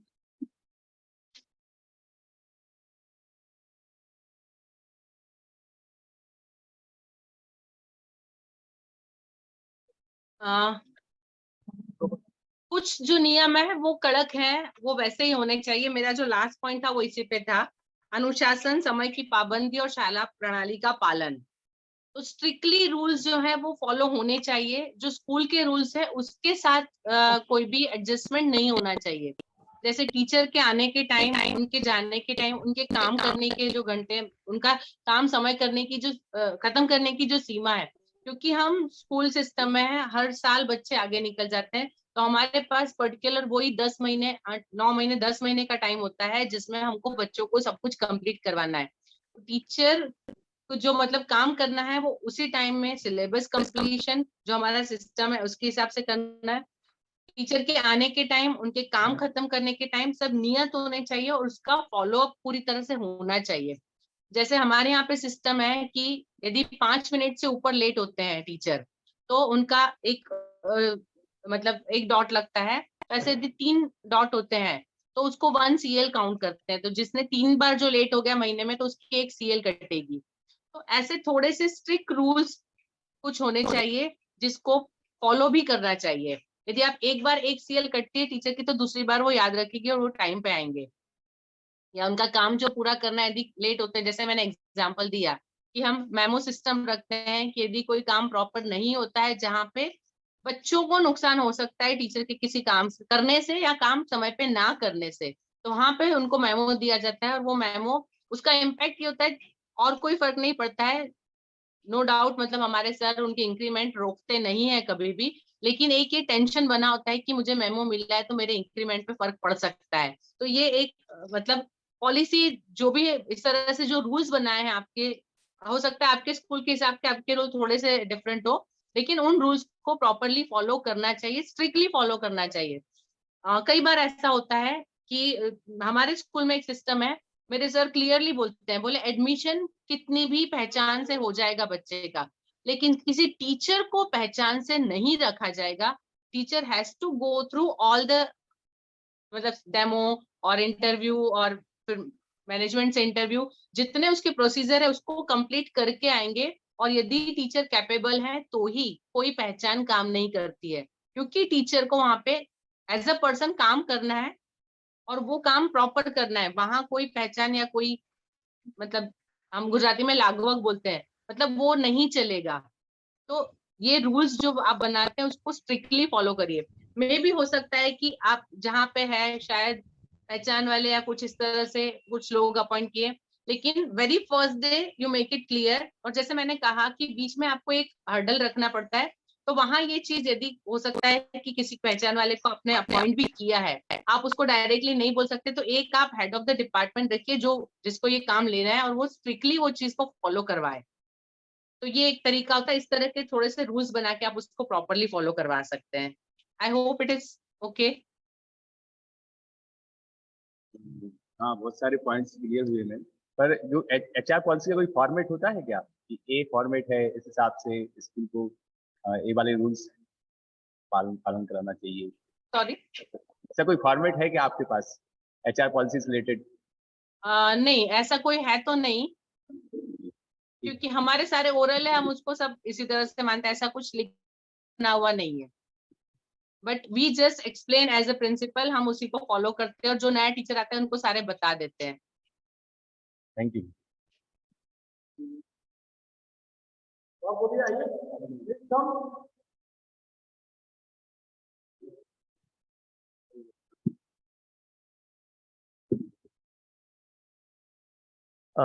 मैम आपने बताया कि टीचर्स को चॉइस का ऑप्शन देना चाहिए और उनको स्वयं से ही कोई भी जैसे वर्कलोड दें, कोई भी उनके लिए कार्य सौंपें, उसके लिए उनको स्वयं से वर्कआउट करने के लिए, जैसे कोई रिस्पॉन्सिबिलिटी ली तो उसके लिए स्वयं से बनाए, वो प्लानिंग करें कि किस तरीके से उनको इस कार्य को हैंडल करना है। ये कई बार प्रैक्टिकल करके भी देखा, चॉइस भी दी, लेकिन कुछ टीचर्स ऐसे होते हैं कि जो चॉइस के बावजूद भी दोनों तरफ नहीं जाते, या चॉइस कर लेते हैं, रिस्पॉन्सिबिलिटी भी ले लेते हैं, बट वो उस चीज को टाइम पे नहीं कर पाते हैं। ऐसी जगह पे क्या होता है कि जब सही समय पे रिजल्ट नहीं आता है तो हमारा भी स्वभाव कई बार ऐसा होता है कि चिड़चिड़ापन आ जाता है, क्योंकि हमें टाइम पे वो चाहिए। ऐसी जगह पे कैसे हैंडल करें, ये बहुत प्रैक्टिकली जो है मैं वो बात कर रहा हूँ कि कई बार ऐसा होता है कि टीचर्स ले लेते हैं बट आउटपुट नहीं दे पाते, या वो इच्छा नहीं रखते हैं, या वो सीखने की कुछ कमी रह जाती है। इस जगह पे कैसे उनको हैंडल करें? देखिए, मेरे यहाँ पे जब ऐसा होता है तो मैं नेक्स्ट टाइम मतलब उस वक्त तो शायद हमारा वो समय निकल जाता है, बट नेक्स्ट टाइम उनको ना चॉइस मिलेगी और जो जिम्मेदारी है वो दूसरे टीचर को दी जाएगी और ये उनको बता के दी जाएगी, क्योंकि आपने ये काम नहीं किया इसलिए आपको ये जिम्मेदारी नहीं दी गई है। जब जिम्मेदारी हम देते हैं, पर्सन लेता है, चॉइस देना मतलब काम को कैसे करने की चॉइस देना है, क्या करना है उसकी चॉइस नहीं, क्या करना है वो तो हमने बता दिया। जैसे मैंने आपको बोला कि आपको गाना गाना है, आपके पास कोई चॉइस ही नहीं थी कि नहीं गाना है, कौन सा गाना है, नया या पुराना, मैंने ऑप्शन सिर्फ वो दिया, लेकिन वो काम करना है ये तो था ही करने के लिए। नेक्स्ट टाइम जब आपको मतलब एक उनको जैसे मैंने बताया मेमो, मेरे एक सर थे, उन्होंने बहुत क्लियर समझा था, बोले आप ज्यादा कुछ मत करिए, एक कागज के ऊपर आप जब बोलते हैं ना तो उसका इम्पैक्ट नहीं होता, एक कागज के ऊपर लिख कर भेजिए कि आपको ये जिम्मेदारी दी गई थी और आपने नहीं की, नोट किया गया है। सिर्फ एक सेंटेंस जब लिखा हुआ जाता है सामने वाले के पास तो वो बहुत इम्पैक्ट करता है, और नेक्स्ट टाइम जब कोई भी प्लानिंग होगी या कोई भी काम होगा तब उनको सबऑर्डिनेट रखा जाएगा, उनके ऊपर कोई हेड होगा, उसके अंडर में उनको वो काम करना होगा, तो उस हेड से उसके पास उसके ऊपर दबाव बना रहेगा। लेकिन मैम ऐसा भी करके देखा कई बार, जब ऐसा होता है कि मान लीजिए ए व्यक्ति को पहली बार दिया, उसने ठीक से रिजल्ट नहीं दिया, हमने बी व्यक्ति को प्रमोट किया और ए को उसके साथ काम करने के लिए दिया, कोऑर्डिनेट करके या उसके अंडर में काम करने के लिए, तो फिर वो रिजल्ट्स और भी बिगड़ने की स्थिति कई बार आती है, वो और माहौल खराब करने के लिए भी कुछ स्थितियां ऐसी आती हैं। तब इसके लिए ऐसा कोई जो मेंटली वॉश आउट करने की कार्य भी करे और हमें रिजल्ट्स भी अच्छे मिले। नहीं, वहां तो फिर नहीं, ये थोड़ा मुश्किल वाला है। मैं बताऊं जो, क्योंकि ये चीज हमारे यहाँ ऐसे नहीं होता है, क्योंकि जब एक काम दिया उसको, हमारे यहाँ पे हायरार्की है। जैसे मैं प्रिंसिपल हूँ, हम लोग 5 प्रिंसिपल हैं, हर एक सेक्शन अलग अलग है। तो जो काम एक सेक्शन में, सभी सेक्शन में वो काम होना है, तो जिसको दिया है तो उसको अपनी तरफ से, यदि एक नहीं करता तो दूसरे से हम करवा के we reach on the point. क्योंकि हमारे आसपास कंपटीशन चलती है, 5 सेक्शन है अलग अलग, पांचों के बीच में कंपटीशन भी, वहां पे अच्छा हो रहा है तो मुझे अच्छा देना ही है। मैंने वो काम एक टीचर को दिया है, वो नहीं कर रही तो मैं उनसे लेके दूसरे को देती हूँ, नहीं तो मैं सामने खड़े होके करवाती हूँ। वहां पे फिर आपको अपने दूसरे तरीके अपनाने पड़ेंगे, आपको कैसे काम करवाना तो उसके तरीके बदलने पड़ेंगे काम करवाने के। साम दाम दंड भेद आप जो भी इस्तेमाल कर सकते हैं, नहीं मैं बता रही हूँ। यदि मोटिवेशन जैसे है, मोटिवेट करके कर सकते हैं, पहले थोड़ा सा उनको मोटिवेट करके करिए, नहीं होता है तो थोड़ा सा उनको मतलब पिंच करना पड़ेगा, पॉइंट आउट इसको ऐसे, और वहां पे थोड़ा सा आपका गाइडेंस, आपको ये काम इस तरह से चाहिए, वो उस तरह से नहीं कर रहे तो आप उनको बुला के कि आपको ये इस तरह से करना है, टाइम लिमिट दे दीजिए, इतने समय में इतना करके दीजिए, काम को थोड़ा सा बांट के ये इतने समय में करके दीजिए, उसके बाद आपको आगे का काम बताया जाएगा, ऐसे करना है।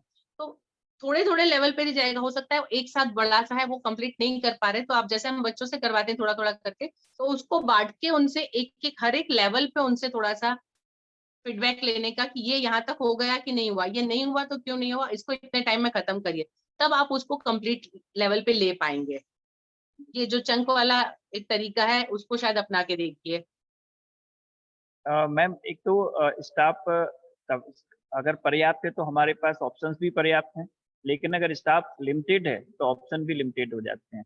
सेकंड थिंग, अगर हम कहें कि फॉलो अप, अगर हमारी स्वयं की फॉलो अप पॉलिसी बहुत स्ट्रांग है किसी भी वर्कआउट को करने को लेके, तो आई थिंक जो आपने कहा कि रेगुलर हम मॉनिटरिंग करें और उनका फॉलो अप लें तो शायद अच्छे रिजल्ट्स पा पाएं। तो अल्टीमेटली हमें समय देने की आवश्यकता इस जगह पे लगता है कि ज्यादा देना पड़ेगा समय ऐसी जगह। मैंने इसीलिए बताया कि एक हेड ऑफ द डिपार्टमेंट रखिए, आपका काम जो है उससे फॉलो अप लेने का काम, एक यदि आपने डिपार्टमेंट किसी को दे रखा है तो उसका काम रहेगा कि उसको फॉलो अप लेके आपको जवाब दे, उनसे काम निकलवा उनका काम। ये एक हमको ऐसा लगता है कि हम सब कुछ कर लेंगे, लेकिन प्रैक्टिकली ये पॉसिबल नहीं होता है ना। थोड़ा सा जब जिम्मेदारी बांटेंगे हम, आप कोशिश करके देखिएगा, कभी करके देखिएगा, तो वो ज्यादा बेटर रहेगा। वो जब एक बीच में हर्डल होता है ना तो वो इसको हमको इजी कर देता है। और कोई क्वेश्चन देगा? और अगला कोई point? Hello, good evening ma'am. Ma'am interview के टाइम पे ना किसी भी टीचर्स को मतलब है ना एक बार में पहचान नहीं किया जा सकता कि इसका कैसे कुछ क्वेश्चंस होते हैं क्या इंटरव्यू के टाइम पे कि उसमें कैटेगरी भी होता है टीचर्स का, कि प्री प्राइमरी में टीचर्स अलग कैटेगरी के क्वेश्चंस होते हैं, प्राइमरी में अलग क्वेश्चंस होते हैं, मिडिल क्लास में अलग क्वेश्चंस होते हैं, प्राइमरी में रीडिंग राइटिंग स्किल्स भी हमें चेकआउट करना पड़ता है उसकी, और प्री प्राइमरी में उसकी टीचिंग टेक्निक्स भी चेक करना होता है। तो कोई इसका बेसिक फॉर्मेट होता है कि जिससे हम ना टीचर्स का एक ओवरव्यू ले लें उस, क्योंकि 15-20 मिनट में आप इंटरव्यू में नहीं जज कर सकते कि टीचर कैसे वर्किंग करेगा या उसको कितना सिखाना पड़ेगा, लेकिन उसका जब सैलरी हम उसका डिसाइड करते हैं तब भी एक प्रॉब्लम आता है कि वो हमें प्रीवियस स्कूल का सैलरी स्लिप तो देता नहीं है, और ना ही हमें उसकी स्किल्स का पता होता है कि ये सारी स्किल्स उसको आती कि नहीं आती। तो वो एक थोड़ा सा टफ टाइम होता है कि उसकी सैलरी हम कितना दें, और ये सारे इंटरव्यू क्वेश्चंस वगैरह, राइटिंग स्किल्स भी चेक करना होता है, ये सारी चीजें, तो इसका कोई सॉल्यूशन हो? हमारे यहाँ पे इंटरव्यू का जो सिस्टम है मैं आपको बताती हूँ। जैसे मेरे सेक्शन में मुझे टीचर लेना है तो उसका पहले मैं इंटरव्यू करती हूँ, प्लस मेरे साथ सेकेंडरी के प्रिंसिपल्स को रखती हूँ। या जैसे कुछ सब्जेक्ट ऐसे होते हैं जिसको मुझे कम नॉलेज है, जैसे संस्कृत मैंने कम पढ़ा है, मुझे ज्यादा नहीं आता है, तो मैं सेकेंडरी सेक्शन के संस्कृत टीचर है उनको अपने साथ, तो 2 या 3 लोग हम होते हैं इंटरव्यू के लिए। तो जब हम एक पर्सन उसको जज करता है, उसकी जगह जब 3 पर्सन जज करेंगे तो हर कोई अपने पॉइंट ऑफ व्यू से उसको देखेगा। प्लस उनके जो क्वेश्चंस उनसे जो पूछे जाते हैं टीचर से, लाइक एक तो उनका बेसिक उनका इंफॉर्मेशन उसके रिलेटेड क्वेश्चंस होते हैं, दूसरा सब्जेक्ट रिलेटेड क्वेश्चंस कि उस सब्जेक्ट में कितना नॉलेज है। आप यदि उस सब्जेक्ट को अच्छे से जानते हैं तो आप कुछ एक बेसिक चीजें आपको पता होती है कि ये चीज इस तरह से ट्विस्ट करके पूछिए क्वेश्चंस कि उसका आंसर टीचर किस तरह से देते हैं, तो आप उनको जज कर सकते हैं कि उनको सब्जेक्ट नॉलेज कितना है। हर एक सब्जेक्ट की कुछ एक ऐसे क्वेश्चंस आपको मतलब पता होना चाहिए, या पर्टिकुलर सब्जेक्ट टीचर उनको पूछ लेगा। उसके बाद उनका हम डेमो देखते हैं। टीचर को या तो लेसन हम चूज करके देते हैं कि आपको ये लेसन पढ़ाना है, या यदि टीचर से हम पूछते हैं, उन्होंने कोई प्रिपेयर किया हुआ है, उनका कोई रेडी है और हमको कंफर्टेबल लगता है, तो हम उनको अलाउ करते हैं। उसके बाद क्लास के अंदर जाके कम से कम 10 से 15 मिनट का उनको डेमोन्स्ट्रेशन, उस डेमोन्स्ट्रेशन के अंदर उनको बोर्ड वर्क करना है, उनको एक्सप्लेनेशन करना है, बच्चों के साथ कम्युनिकेशन करना है उनको, उनका मतलब। तो यहाँ पे जब इतना चीजें होती, 10 मिनट का लेसन चलेगा, प्लस उनको क्वेश्चन आंसर करना है, तो वी कैन जज कि वो टीचर सब्जेक्ट नॉलेज कितना है, उनका हैंड राइटिंग वगैरह कैसा है, बोर्ड वर्क कैसे यूज करते हैं। टीचर से हम बोलते हैं कि आप पर्टिकुलर इस लेसन के लिए कौन से TLM यूज करेंगे, यदि आप चाहते हैं तो हम उनको प्रोवाइड करते हैं, वो लेकर आए। तो वो जब TLM यूज करते हैं तो किस तरह से कौन से चूज करते हैं, तो वी कैन जज कि वो टीचर की कितनी कैपेबिलिटी है। प्लस बच्चों के साथ जब वो डिस्कशन करते हैं, तो उनका आई कांटेक्ट, उनका क्लास कंट्रोल, उनकी लैंग्वेज, उनका बिहेवियर, ये सारी चीजें उसमें हो जाती है। हमारे बाद हमारे जो मैनेजमेंट है, उनके पास एक और उनका इंटरव्यू होता है, और उनके पास से इंटरव्यू के बाद फाइनलाइजेशन होता है। और जैसे मेरे यहाँ पे आता है, तो मैं आज ही मतलब देख के आई, करीब 150 रिज्यूम आते हैं मेरे पास, उसमें से चुन के मैं 10, 12, 15 लोगों को बुलाती हूँ, और 15 में से फिर हम एक को फाइनल करते हैं। तो बहुत सारी छलनी से छल के फाइनली आता है। और जैसे आपने बताया, लास्ट स्कूल का सैलरी स्लिप जरूर लीजिए आप, उसका जेरोक्स कॉपी जरूर लीजिए हर टीचर से। एक कंपलसरी रूल बनाना चाहिए कि आपको पहले कितना मिलता था सैलरी, या तो यदि सैलरी स्लिप नहीं मिलता है तो उनका बैंक अकाउंट का जेरोक्स की उनका जो passbook salary last photo credit हुआ था, yes ma'am, that is compulsory. Yes ma'am, okay ma'am, thank you. Thank you.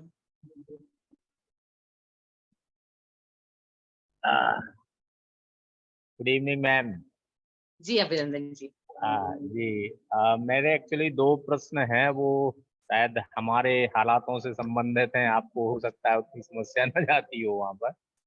एक तो ये है कि हमारे यहाँ टीचर्स जो एक वेल ट्रेंड टीचर हैं, अच्छे टीचर हैं, वो नहीं मिलते, कम मिलते हैं। तो जैसे हैं उन्हीं से कैसे अपन मतलब काम निकालें, एक तो वो थोड़ा सा तरीका। और दूसरा ये है कि कई बार जो टीचर्स होते हैं वो कुछ टीचर ऐसे होते हैं जो इंटरेस्ट उतना प्रॉपर नहीं लेते, मतलब जैसे मान लीजिए 6 आवर्स का पीरियड है या 5 आवर्स स्कूल टाइमिंग है, तो जैसे ही 5 घंटे हुए वो चाहते हैं कब भग लें, है ना। तो थोड़ा सा जैसे अपन चाहते हैं कि भाई रुके, थोड़ा और काम करें या कुछ और, अपन मोटिवेशन भी देते हैं या कुछ करते हैं, लेकिन उनका मन जो है अपना भागने में रहता है। तो इस बारे में थोड़ा सा कुछ गाइड करिए। ठीक है। अभी जो पहला आपने बोला कि ट्रेन नहीं होते हैं, तो मैंने भी बताया मेरे पास भी ट्रेन नहीं आते हैं, तो हम उनको ट्रेन करते हैं। अभी ट्रेन करने के लिए 2-3 तरीके हैं। एक तो हमारा ये ट्रेनिंग JSS का चलता है। उसके अलावा मैं ये करती हूँ कि जो टीचर पहले से हैं, जो ट्रेन टीचर है, किसी एक पर्टिकुलर टीचर के साथ उनको 2-3 दिन हेल्प करने के लिए बोलती हूँ कि वो सारे उनसे तरीके सीख ले, उनको बेसिक समझ में आ जाए कि स्कूल में कैसे काम करना है। प्लस सब्जेक्ट वाइज जहाँ पे प्रॉब्लम होती है, मैक्सिमम पॉसिबल मैं उनको हेल्प करती हूँ, क्योंकि मैं एज अ प्रिंसिपल, मेरे पास क्लास का वर्कलोड कम रहता है, तो मैं एज अ प्रिंसिपल टीचर का मैं दूसरा चीज मैं उनके क्लास जरूर ऑब्जर्व करती हूँ। जैसे नया टीचर रखा है, तो मुझे पता है कि वो इस पीरियड में इस क्लास में है, तो मैं मेरे 1-2 राउंड उस क्लास से बाहर से जरूर होते हैं। तो मैं कोशिश करती हूँ पता लगाने की कि वो टीचर कितने अच्छे से हैंडल कर रहे हैं, या मैं अपने कैमरे को ऑन रखती हूँ उस पर्टिकुलर क्लास पे, और मैं सुनती और देखती रहती हूँ कि उस क्लास में क्या चल रहा है। तो जहां मेरे ऑब्जर्वेशन में आता है कि टीचर की जो जो कमियां मुझे दिखाई देती है, सेम डे उनको बुला के कि आपकी ये कमी थी, आपको ये इस तरीके से नहीं, इस तरीके से करना है। मतलब पूरा टाइम आप वहां बैठे पॉसिबल नहीं है, लेकिन जितना आप उनको जान सके और जहां जहां आप उनको हेल्प कर सकते हैं, उनको बताते रहिए। Instead of saying in negative way, उनको बताइए कि इसको इस तरह से किया जा सकता है, क्योंकि यदि आप नेगेटिव वे में बताएंगे तो टीचर उसको अदरवाइज लेते हैं, वो इंटरेस्ट नहीं लेंगे। उनको ये बताइए कि आप ये अच्छे तरीके से इस तरह से कर सकते हैं, या हमारे स्कूल में इस तरह से हम करते हैं, ये टीचर इस तरह से करती है, तो वो एक एटीट्यूड बदल सकता है उनका, वहां पे चेंजेस आ सकते हैं। मैंने बहुत सारे टीचर्स को ट्रेन किया है, और 3-4 महीने मैक्सिमम लगते हैं, टीचर बहुत अच्छा ट्रेन हो जाता है। मतलब वो पूरे साल के एंड तक तो मुझे रिजल्ट अच्छे मिलने लगते हैं, वो सारे सीख जाते हैं। उसके बाद दूसरा आप बोल रहे हैं टाइम, वो जाने की जल्दी होती है, रुकते नहीं है। तो हम जो जाने के टाइम लिमिट है, जब शुरुआत करते हैं बताते हैं, तब उनको बता दीजिए कि हम यदि 5 बजे छोड़ने का है तो आप उनको 5:15 या 5:30 का टाइम बताइए, और फिर बोलिए कि चलिए आप आज 5 बजे जा सकते हैं, तो उनको थोड़ा सा लगेगा कि हमको आज जल्दी छोड़ा। आपकी जो टाइम लिमिट है उसको थोड़ा सा स्ट्रेच करके रखिए। अगले साल से नया सेशन शुरू हो रहा है तो आप बताइए कि टीचर का जाने का टाइम, हर स्कूल में ये होता है कि टीचर का जाने का टाइम 15 मिनट या 20 आधे घंटे बाद का होता है। आप अपना टाइम टीचर का थोड़ा सा स्ट्रेच करके रखिए ताकि वो जाने की जल्दी में ना हो। यदि आपको काम नहीं है तो उनके लिए बोनस रहेगा कि 15 मिनट जल्दी निकले। ठीक है, थैंक यू।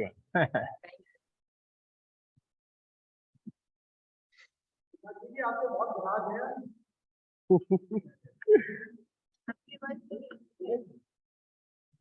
नमस्ते मैम, नमस्ते। मैं झांसी से हूँ। मैम बस एक एक टिप्स चाह रहा था कि जैसा भी आपने बीच में बोला कि हम टीचर्स को बहुत कुछ सिखाते हैं और जैसे ही सब कुछ ठीक ठाक हो जाए तो नेक्स्ट ईयर वो कहती है कि हमें दूसरी जगह पेमेंट ज्यादा मिल रहा है, हम वहां जाना चाहते हैं। ये अक्सर होता है मैम, हम उनको साल भर सिखाते हैं और इस तरह का एनवायरनमेंट देते हैं उनको, और जैसे ही सब कुछ ठीक होता है वो चले जाते हैं। कोई ऐसी ट्रिक है जिससे हम लोग रोक सकें जबकि फ्रेंडली एनवायरनमेंट रहता है? मैं तो इवन इतना तक करता हूँ कि जब टीचर्स का बर्थडे होता है तो स्कूल की तरफ से सेलिब्रेट कराता हूँ। जो जो चीजें होती हैं, केक मंगवाना, उन्हें सब कुछ कराते हैं कि ये इनका मन लगे और ये यहाँ रुकें। फ्रेंडली इन्वायरमेंट रहता है, बहुत सॉफ्ट स्पोकन में मैं बात करता हूँ। लेकिन बस यही होता है कि जब सेशन पूरा होता है तो खबर आ जाती है कि वो दूसरे स्कूल में चली गई। तो हम मैम इन सब चीजों को कैसे रोकें? कोई ट्रिक हो तो। ये थोड़ा सा मुश्किल है। अभी आप वो वहां क्यों जा रहे हैं उसका रीजन एक सैलरी है, हम्म, सैलरी रीजन है। आप देखिए डिफरेंस उनके सैलरी में और आपके सैलरी में क्यों है। थोड़ा सा एज ए संचालक आपको थोड़ा सा ये वर्कआउट करना पड़ेगा कि वो स्कूल इतनी ज्यादा सैलरी कैसे दे पा रहा है। वेदर, जी, क्योंकि मतलब यदि आप सेम एरिया में और यदि वो सेम स्कूल है तो जितना आपको मतलब कंफर्टेबल है शायद उनको भी उतना ही होगा। तो वो ज्यादा क्यों दे रहे हैं सैलरी। कई बार ये होता है, कई स्कूल जो आसपास के होते हैं वो दूसरे टीचर खींचने के लिए सैलरी ज्यादा दे के, एग्जैक्टली क्योंकि बस उनको यही पता है। है कि वहां ट्रेन हो जाएंगे टीचर, वो यही। खींचने के लिए सैलरी ज्यादा देते हैं। तो जी जी। जैसे मैंने अभी आपको बताया, मैंने बहुत सारे दूसरे जो जैसे मेडिकल हेल्प है और ये है इस तरह के, तो कुछ इस तरह का ऐसा बना के रखिए कि टीचर मतलब कि उसको वो दूसरे फायदे दिखाई दे। देखिए एक बहुत सिंपल चीज है, हर एक का ऑपरेशन या ऐसा कुछ हर बार नहीं आएगा, हो सकता है किसी एक आध का आएगा साल भर में। यदि आपने ऐसा कुछ कर भी रखा है तो आपका खर्चा मैक्सिमम एक लिमिट तक होगा, उससे ज्यादा नहीं हो सकता है। वहां पे भी आप फंड टीचर्स का भी इकट्ठा करके रख सकते हैं, जैसे हम बीसी वगैरह करते हैं इस तरह से। कुछ इस तरह से मतलब इकोनॉमिक वो बना के रखिए कि वो एक अलग से एक्स्ट्रा टीचर को लगे कि हाँ मेरे लिए ये एक अच्छी चीज है जिसकी वजह से मैं रुक सकती हूँ। अभी सेम ऐसा मेरे यहाँ हुआ, मेरे एक टीचर हैं अभी, मेरे जस्ट अपोजिट में निर्मा स्कूल है, बहुत बड़ा स्कूल है, बहुत फेमस, और उसकी फीस हमारे स्कूल से ऑलमोस्ट 3 गुनी है, 3 times fees they are charging. तो वो डेफिनेटली टीचर को सैलरी भी उस हिसाब से देंगे। वो मेरी टीचर वहां पे इंटरव्यू देकर आई मेरे सामने, क्योंकि मैं इतने अच्छे से रहती हूँ उनसे फ्रेंडली, तो वो मेरे सामने, मैम आप वैसे बोलना नहीं चाहिए फिर भी आपको बता रही हूँ कि मैं वहाँ इंटरव्यू देकर आई। मैंने उनकी पूरी बात सुन ली। मैंने उनसे टीचर से पूछा, मैंने कहा आप एक बार सोच के देखिए, आप सिर्फ 5,000 10,000 5-7 हजार के लिए आप स्कूल चेंज करेंगे, तो एज अ पर्सन आप आज इस स्कूल में हैं, यहाँ से पढ़ा रहे हैं, आप कल वहां जाएंगे, तो मैंने कहा एज अ पर्सन आप पे कौन भरोसा करेगा कि जो 5,000 के लिए स्कूल बदल सकता है उस पर कैसे ट्रस्ट होगा। ये चीज थोड़ा सा टीचरों के दिमाग में डालिए। जैसे मैं बताती हूँ, मेरे पापा ने मुझे जब पहली बार मैंने जॉब ज्वाइन किया था, तब एक उन्होंने मुझे सलाह दी थी कि बेटा कभी भी जॉब सिर्फ थोड़े से पैसे के लिए मत बदलना, क्योंकि आज आप एक की तरफ से बोल रहे हो, कल आप जॉब चेंज करोगे तो एज अ पर्सन आपका भरोसा कोई नहीं करेगा, क्योंकि मार्केट वही है। आप कंपनी बदलते हो लेकिन मार्केट वही है, जिन लोगों से मिलना है जिनसे काम है वो सारे वही रहेंगे। तो आप टीचर को ये चीज जब आप अपनी रेगुलर मीटिंग्स वगैरह होती है उस पर थोड़ा सा ये समझा सकते हैं, और उनका मतलब एक सॉफ्ट कॉर्नर ले सकते हैं कि एज अ टीचर आप कितने मतलब स्कूल की तरफ हैं, उतना ही आपको सामने से मिलेगा, गुडविल आपकी अच्छी बनेगी। यदि आप स्कूल बदलने वाला सिस्टम रखते हैं तो आपका भी मतलब गुडविल खराब होता है। तो ये एक उनको समझाए, और दूसरे स्कूल क्यों और कैसे उनको इतना सैलरी ज्यादा दे रहे हैं, वो यदि रीजन आप ढूंढ पाएंगे तो शायद अपने यहाँ पे भी कुछ इम्प्लीमेंट कर सकते हैं। मैम सिर्फ डिस्टर्ब करने के लिए और कुछ नहीं, वो डिस्टर्ब करते हैं। तो दूसरे स्कूल वाले के जो चीजें अच्छी इनके यहाँ हो रही है, बस थोड़ा सा पैसे का प्रलोभन दे दीजिए, टीचर आ जाएगा हमारे पास। और आप विश्वास करिए उस टीचर को 1 साल से ज्यादा रखते भी नहीं है, वो तुरंत वापस कर देते हैं। तो आप जो अपने टीचर हैं अभी, उनको वो एग्जाम्पल्स बता सकते हैं, क्योंकि उनको वो नहीं पता है, उनको वो गाजर दिख रही है लेकिन उसके पीछे वो जाल है वो नहीं दिखता है। तो आप जी, उनको पहले से बता कर रखिए कि आपको इस तरह की गाजरें दिखाई जा सकती है, जी। तो उस जाल में ना फंसे। जी okay ma'am, thank you. Thank you.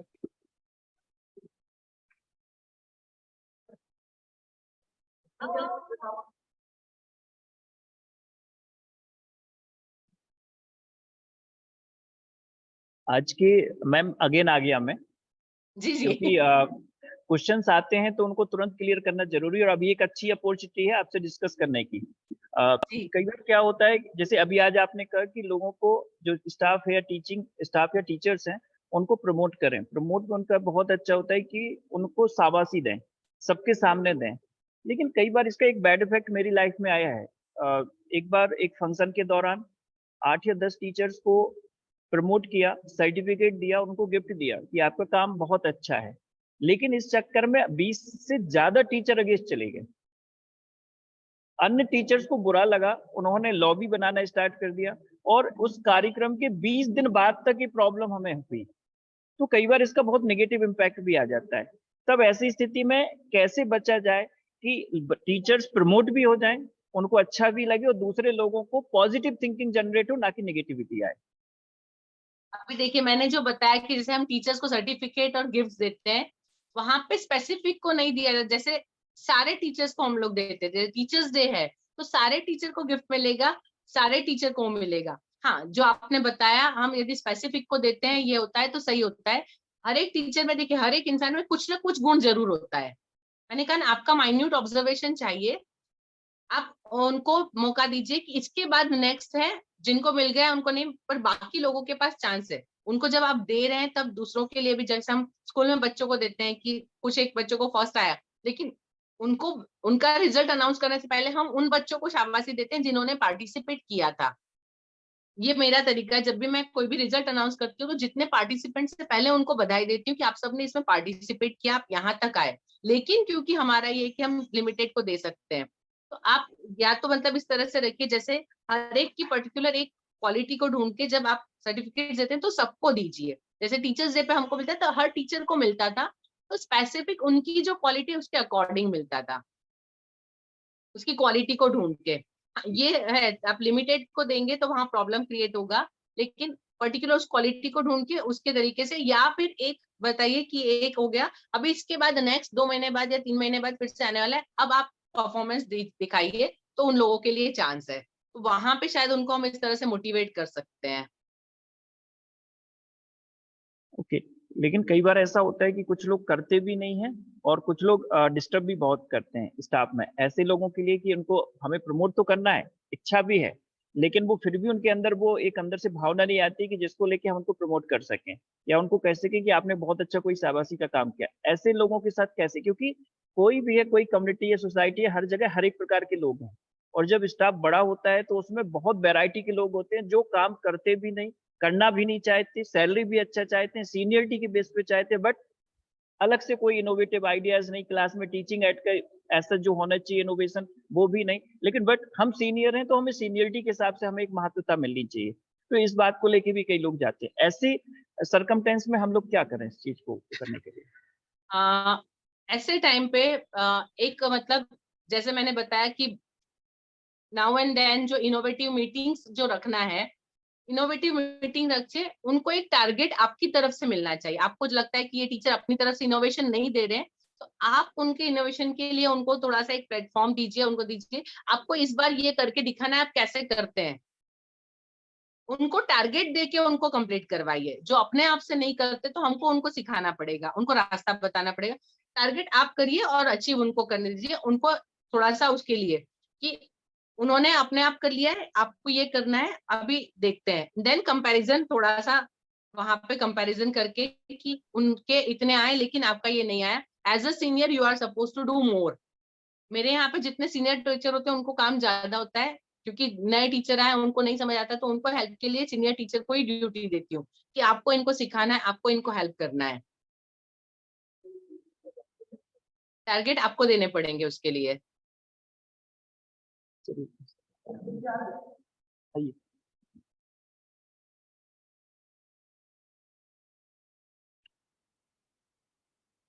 Ma'am. जय जिनेन्द्र अमित जी। मैम मेरा एक डाउट था। जैसे आपने बताया कि हम मीटिंग लेते हैं तो पहले टीचर्स की प्रशंसा करना, उसके बाद में जो आपको कहना है या डांटना है उसके बाद में करते हैं, ठीक है। लेकिन मैंने एक बुक पढ़ी थी 1 मिनट मैनेजर, तो उसमें जो बताया था तो प्रोसेस थोड़ा उल्टा बताया था उन्होंने कि आप उसमें मतलब आपको कुछ कहना है तो उसको 1 मिनट रीडायरेक्ट के नाम से बोला था। यदि आप कुछ एम्प्लॉय गलत कर रहा है तो उसको आपको सुधारना है तो 1 मिनट रीडायरेक्ट है, उसके बाद 1 मिनट एप्रिसिएशन। उन्होंने पहले 1 मिनट रीडायरेक्ट बताया, उसके बाद 1 मिनट एप्रिसिएशन बताया। तो मतलब दोनों में कोई अंतर है या दोनों एक ही चीज है? देखिए, अभी ये हमारे सबके सोचने के तरीके हैं। मैंने जो बताया, मैंने अपने एक्सपीरियंस से बताया। आप ये कर सकते हैं, दोनों तरीके एक एक बार अपना के देखिए, क्योंकि सामने वाले पे भी डिपेंड करता है। जिनके साथ आप ये एक्सपेरिमेंट कर रहे हैं वो उसको किस तरह से लेते हैं, तो दोनों में से आपको कौन सा तरीका आपके स्कूल में कारगर लगता है, फिर नेक्स्ट टाइम उसको आप इम्प्लीमेंट करिए। दोनों एक बार ट्रायल एंड एरर करके देखिए, क्योंकि मेरा अनुभव ये है कि मैं जब शुरुआत पढ़ना दोबारा, मेरी पढ़ी हुई है। 1 मिनट मैनेजर जो बुक है उसमें वो मैनेजर बुराई करता ही नहीं है, हर एक की तारीफ ही करता है। लेकिन जब रिडायरेक्ट करना होता है तो पहले रिडायरेक्ट करता है, उसके बाद 1 मिनट एप्रिसिएशन। चलिए, बुक बहुत अच्छी बुक है। Thank you ma'am. और कोई पूछ रहा है? हाँ। Is there anybody question और कोई पूछ रहा है? आप रजनीश, आपको पूछना है?